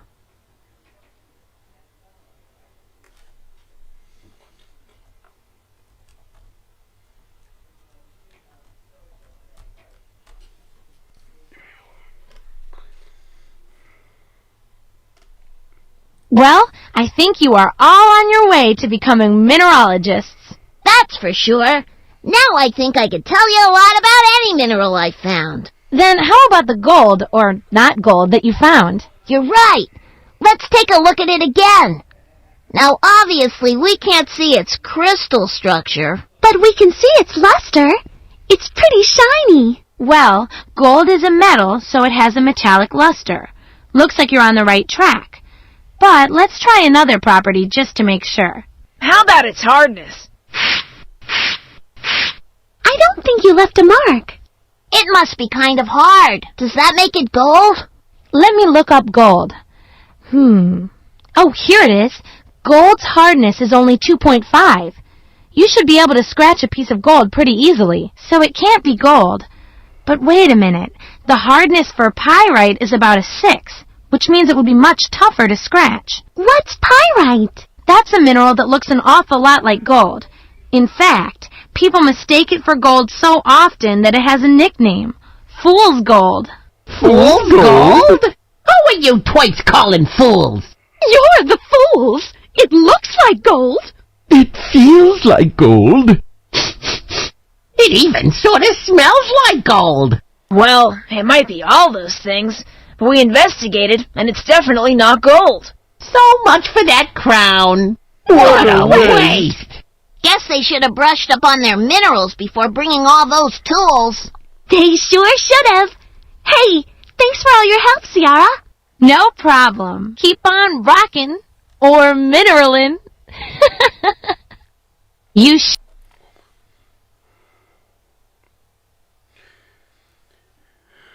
Well, that was another good one.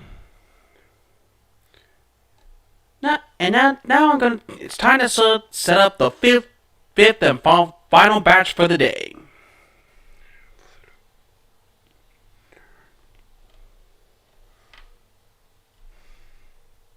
help at. Listen to.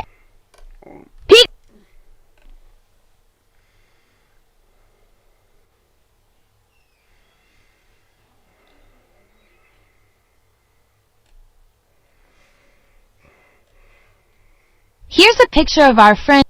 I can't wait to see.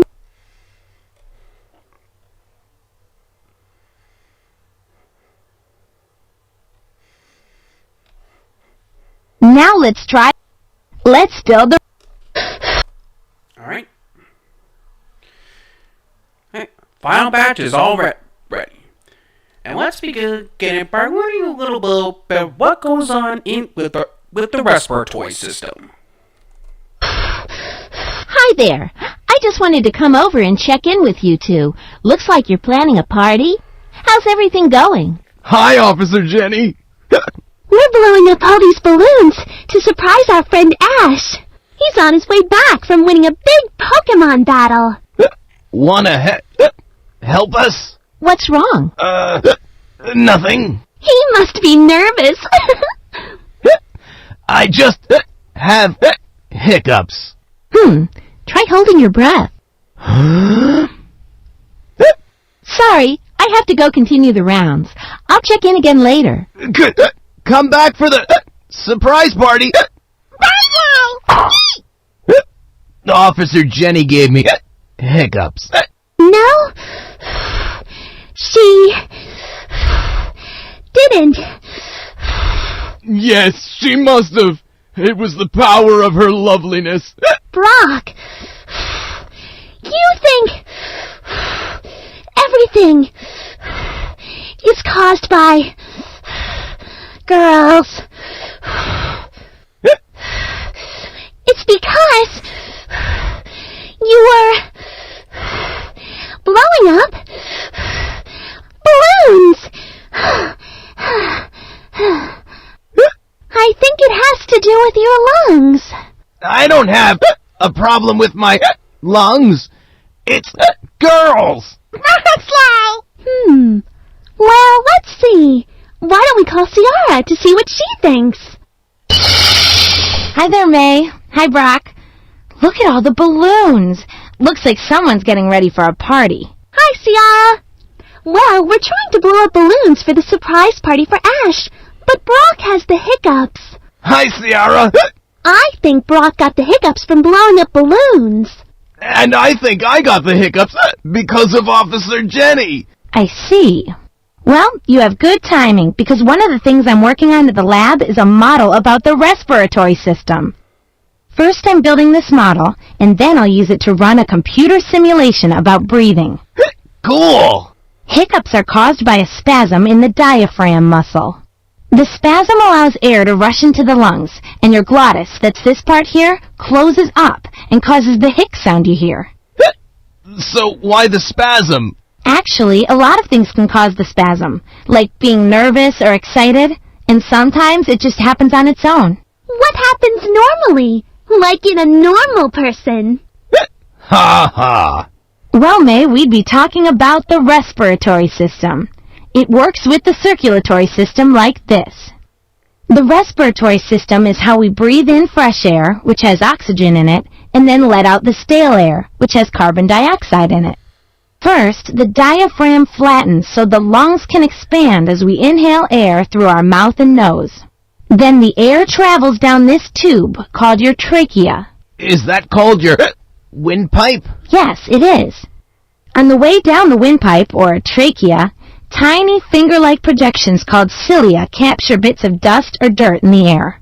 Then the windpipe divides into two tubes that are called bronchi. Look!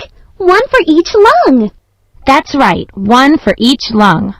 The bronchi split off into many smaller tubes called bronchioles. Wow! There's a whole bunch of them, like tree branches.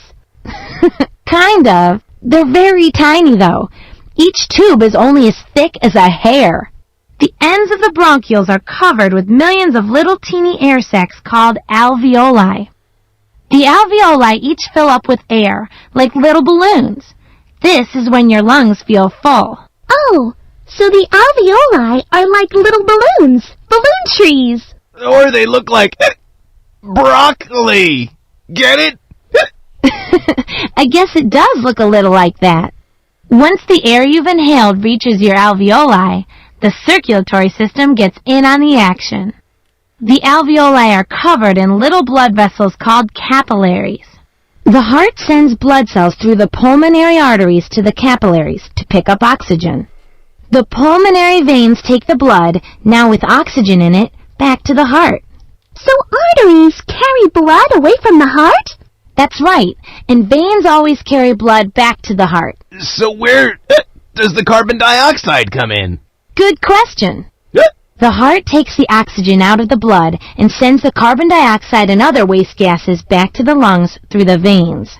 When the blood cells enter the alveoli, they drop off the bad air at the capillaries and then they pick up the oxygen to take it back.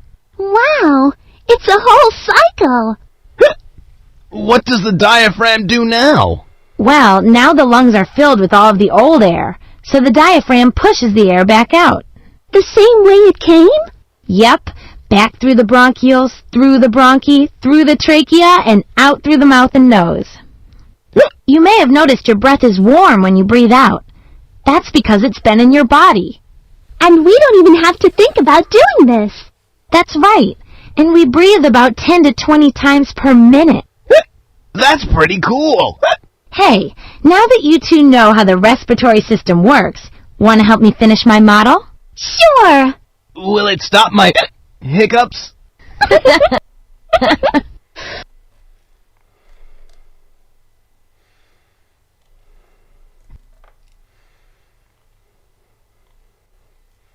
Let's build the respiratory system model. Answer these questions so I can make sure all the pieces work. What is the other name for your windpipe? That's correct. Your trachea is often called your windpipe. Click on the major organ that expands and contracts as you breathe. Excellent! Your lungs expand and contract as you inhale and exhale. Click on the part that connects the trachea to the lungs. Very good. The bronchi connect the trachea to the lungs. Good job. The alveoli are the little balloon-like sacs. What takes stale air away from the heart?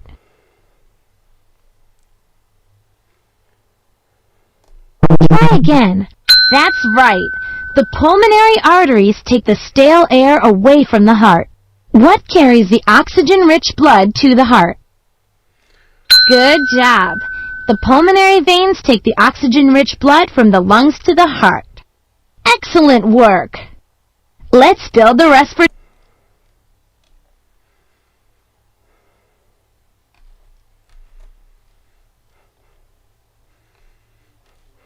Now let's try the computer simulation.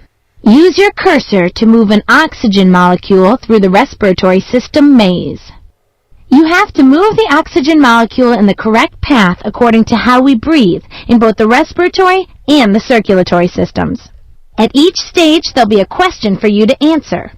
On the exhale, you need to navigate the carbon dioxide molecule back out.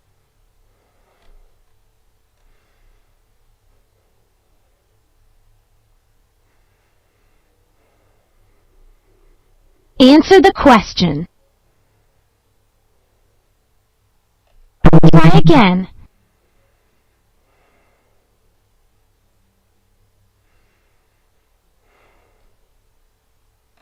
Try again. Good job!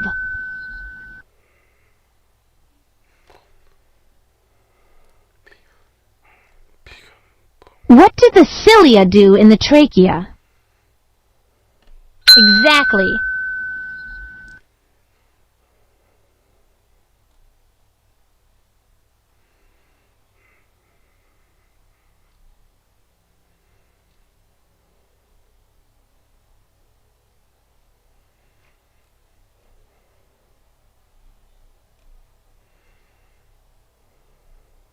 What is the name of this part? Exactly.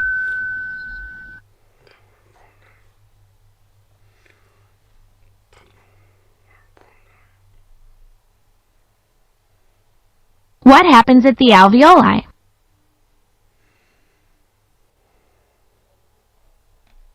Good job!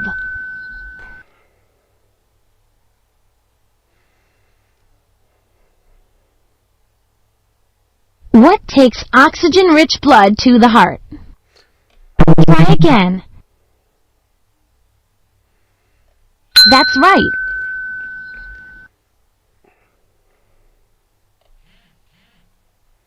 The pulmonary arteries and pulmonary veins are part of what system? Good job!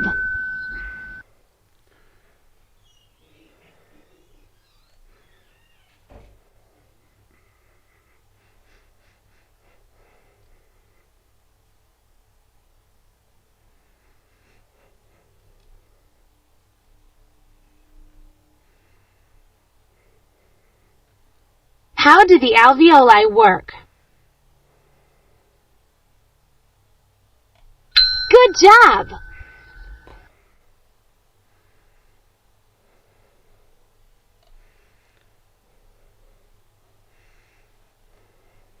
What pushes the air out of the lungs?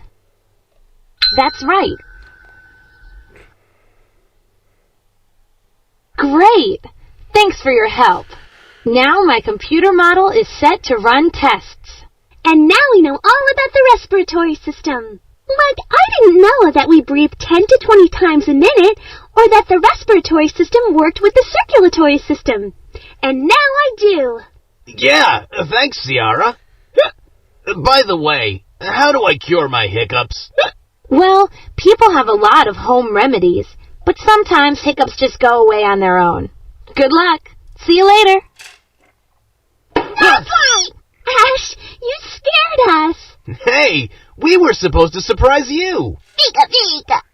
I think my hiccups are gone. You cured me. Now,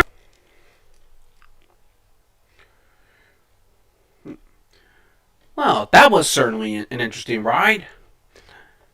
Well, and then now it's time we learn about some heredity with May and Max.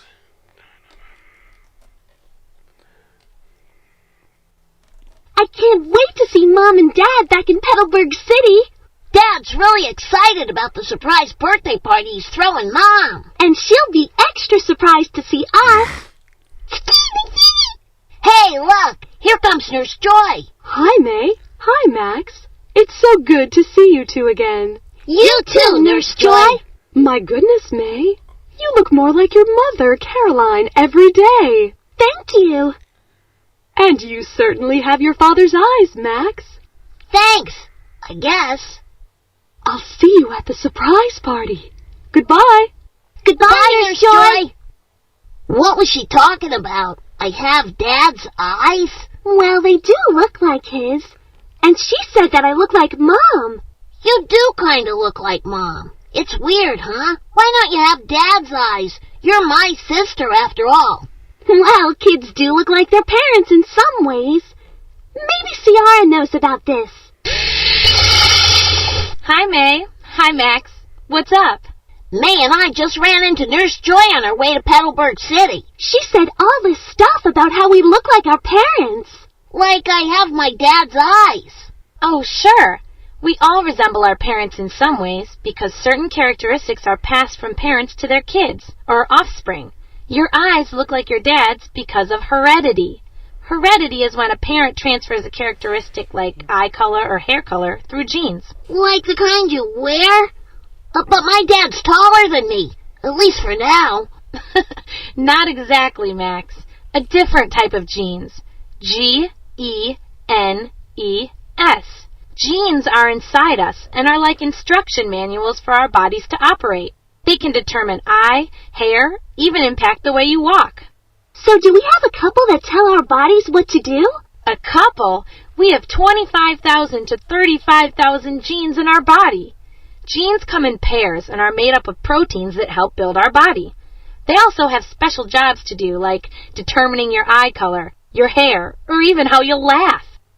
Genes line up together like threads to create chromosomes. Chromosomes also come in pairs. All genes and chromosomes contain deoxyribonucleic acid. Deoxy what? Deoxyribonucleic acid. That's DNA. Everyone has DNA. It tells us what our bodies are made up of and what we'll look like. All living things have DNA and pass on physical characteristics to their offspring through genes. For example, a yellow flower can pass on its color to its offspring. But how did my dad pass his eyes on to me? Remember when I said all genes come in pairs?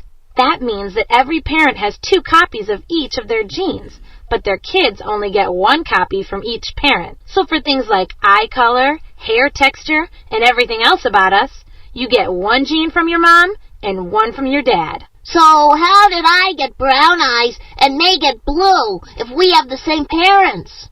That's because one of the genes your parents passes down will be dominant. So even if Max got a gene for blue eyes from his mom and a brown one from his dad, he's still got brown eyes. The brown-eyed gene is dominant. Now for May's blue eyes, your dad must have had his own recessive gene for blue eyes. But the gene he got from his own parent for brown eyes masked that blue one. So Dad must have passed on the recessive gene to me, just like Mom did. Wow, so that means you can tell a lot from heredity. Like how tall we'll be? Since May and my dad are both tall but my mom is short, does that mean the tall gene is probably dominant? Keep in mind that other factors, like your environment or even your diet, can influence some physical characteristics, like your height. But as far as what you got from your parents, you're right, the tall gene is dominant. Other dominant traits are curly hair, dimples, freckles, brown eyes, and brown hair. So recessive genes would be straight hair and being short? Right. Other recessive genes are red and blonde hair, straight hair, being short, green eyes, blue eyes, no dimples, and no freckles. So did I pick out this outfit because of my heredity, too? That has more to do with your environment, May. Heredity only determines physical characteristics like hair texture and skin color. You might have gotten some style and fashion know-how from hanging out with your parents, but that's not your heredity. So you have no one to blame but yourself, May. Very funny, Max. So things like our noses and hands are physical characteristics we get through heredity. But what about having glasses? Yes, May. Eyesight is a physical characteristic and can be passed on through heredity. Yeah, and what about ears, feet, mouths, and even teeth? Hey, you guys are good at this. Why don't you try out those skills? Count us in!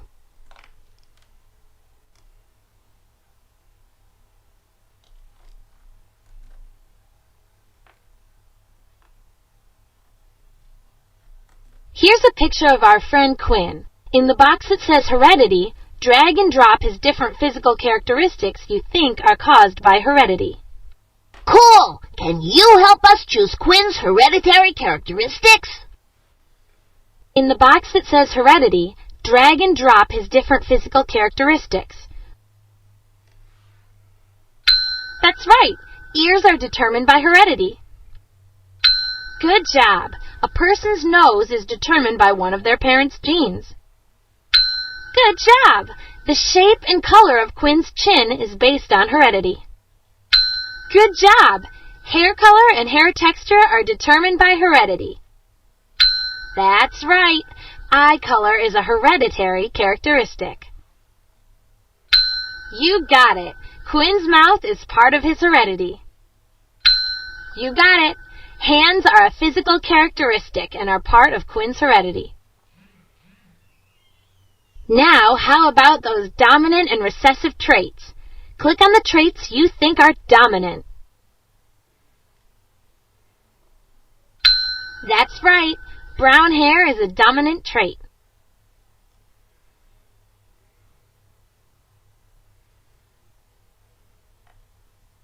That's right. Curly hair is a dominant trait. You got it. Brown eyes are a dominant trait. You got it. Being tall is a dominant trait. That's right. Dimples are a dominant trait. Good job. Freckles are a dominant trait. Cool! I want to figure out more about our own heredity, don't you, Max? Yeah, can you help us determine our heredity through our physical characteristics?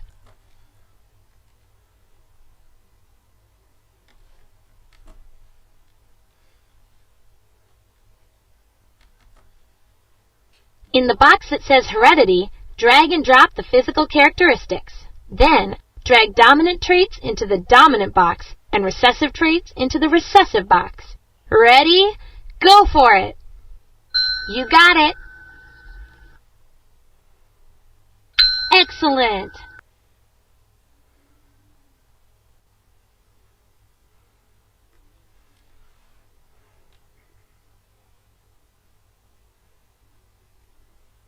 You're right. That's a dominant trait. Try again. You got it. That's a recessive trait. You're right. That's a dominant trait. You got it. That's a recessive trait. Excellent. You got it. That's a recessive trait. You got it. That's a recessive trait. You're right. That's a dominant trait. Excellent. You got it. You're right. That's a dominant trait. You're right. That's a dominant trait. You got it. That's a recessive trait. You got it. You're right. That's a dominant trait. You got it. That's a recessive trait. Excellent. Excellent. Excellent. Awesome! I can't wait to get home to see what else Mom and Dad might have passed on to us through heredity.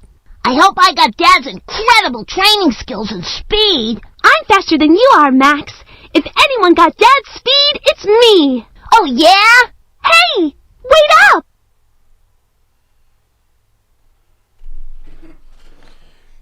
Oh, well, that was certainly amusing.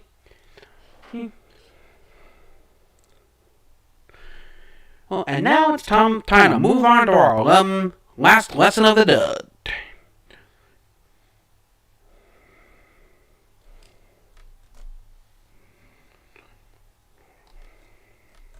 Pikachu, use Thunderbolt!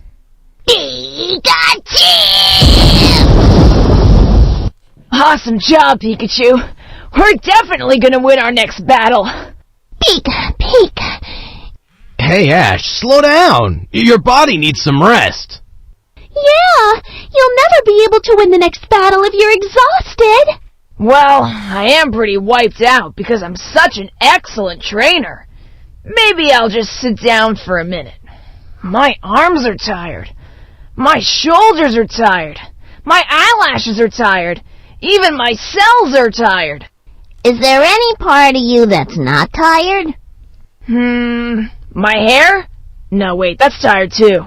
I think Pikachu's tired too. Well, maybe we should take a break for now.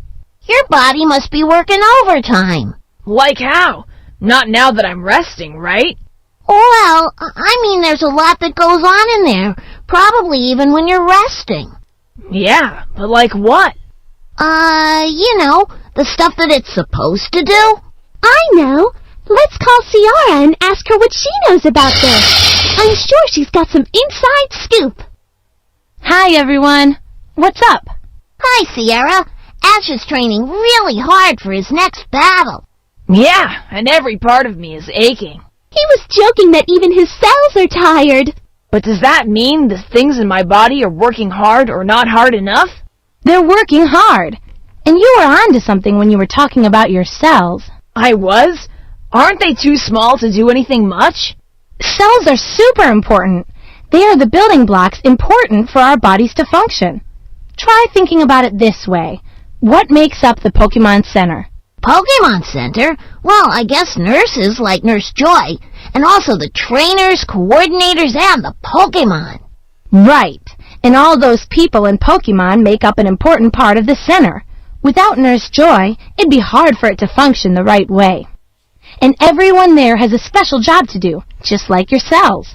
Cells are the most basic units and function of our bodies. They're like the building blocks for our body. A family of cells working together to perform a special job is called a tissue. That's cool. What kind of special job are they doing in there anyway? Pika-pee! Well, there are all kinds of tissues. For example, like when you train Pikachu, what do you use if you were, say, running together? Mostly my legs, I guess. And I need strong muscles for that. Right on. And that's an example of a tissue. Muscle tissue. Oh, wow! So our muscle tissue is what helps us move our legs or arms? And helps us run and train? You got it. Muscle tissue helps your muscles move. But there's a tissue that tells your muscles when to move by stimulating them. It's called nervous tissue. It also helps you with your memory, emotions, and even reasoning. Now, what happens when it's hot out and you've just finished running? You sweat? That's right. And you've got another tissue called epithelial tissue all over your body to thank for that. It covers the outside and inside of your body's surface. You wouldn't want to be without it.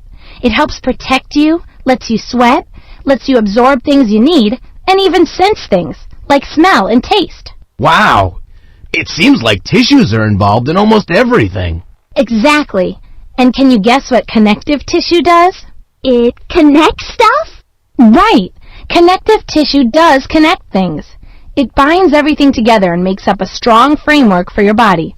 It has a lot of cool functions, too. It stores fat, moves substances, protects against disease, and helps you repair tissue damage. Wow, there's a lot of stuff going on with my tissues today. But what happens when your tissues get together to do an important job? Yeah. Is it like when cells get together and form tissues? You've got the right idea. When tissues work together to do the same job, they're called an organ. Oh, yeah, I know. Like your heart. That's an organ, right? Your heart, lungs, liver, even all the skin on your body are all organs. They've got hard work to do. Even skin? Wow! Now, I bet our organs make up something too. Just like our cells and tissues. Exactly. When two or more organs get together to do a special job, it makes up a system. But what would they do? It seems like tissues and organs are already doing so much. They do lots of things. There are 10 different systems in our bodies. So, we were talking about Ash's training and his muscles. What about all of them working together? Would that be the muscular system? Great job! And you can think of other jobs, like, say, after a meal. What does your body do? It digests? That's right. The digestive system is made up of organs to help you digest food. And what about when you breathe in and out? You use your lungs, and probably a lot of other things too? You got it, Max. Together, all those things that help you breathe make up the respiratory system. Cool! I know a lot more about my body now. Will you help me figure out what it's doing? Listen to Ash's descriptions of what the body is doing and decide whether cells, tissues, organs, or systems are responsible. Awesome! I think I've almost got the hang. Listen to Ash's descriptions of what the body is doing and decide whether cells, tissues, organs, or systems are responsible for what's happening. Click on the correct choice. Extra training can make your arm sore. All of your cells get together to form something to help your arm contract. What's it called when all your cells get together to do the same job? Great job! A tissue is a family of cells working together on a special job, like contracting the muscle in your arm. I got pretty sweaty training Pikachu, but my skin protected me all day. Is skin a cell, tissue, organ, or a system? Right! Your skin is made up of lots of tissue working together on the same job. It's called an organ. You couldn't function without the most basic part of your body. It helps make up every part of you. They're the building blocks of the body. You got it. Cells are the basic building blocks of your body. Brock's cooking something that sure smells good. What helps your nose sense smell? Try again. Remember that your nose is made up of something special. Its job is to sense what's going on around you. Right. Tissue, like epithelial tissue, helps you sense things like smell and taste. You have lots of organs inside your body. When two or more get together to do a special job, what do they make? Great job. Two or more organs working together make up a system. The human body is pretty awesome and made up of lots of tissues. But what comes together to make a tissue in the first place? Cells working together on the same job make a tissue. Great job! When you run really fast, your lungs work hard. What else could they be called?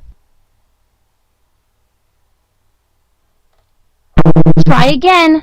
Your lungs are a collection of tissues working together to do a special job. Terrific! Organs, like your lungs, are made up of lots of tissues working together. Sometimes your organs get together to perform the same job, like all your muscles put together. What does it form?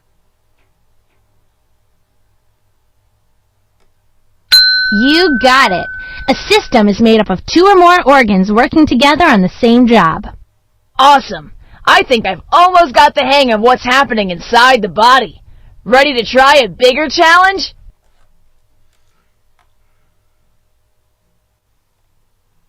Help Ash figure out the functions of the body. That was awesome! Now I know. Help Ash figure out the functions of the body. Look at the outline of the body and determine what's going on inside it. Drag and drop the word cells to the correct space provided. Ready? Let's go! Excellent! Drag and drop the word tissues to the correct space provided. Excellent! Drag and drop the word organs to the correct space provided.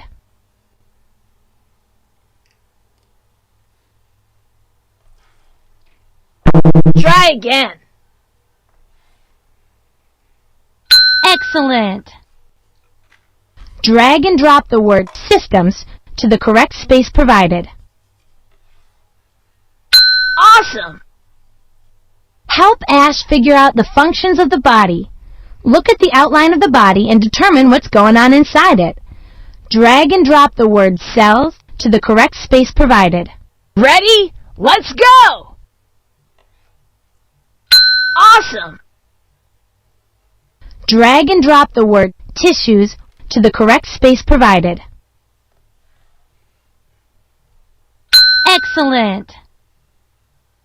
Drag and drop the word organs to the correct space provided.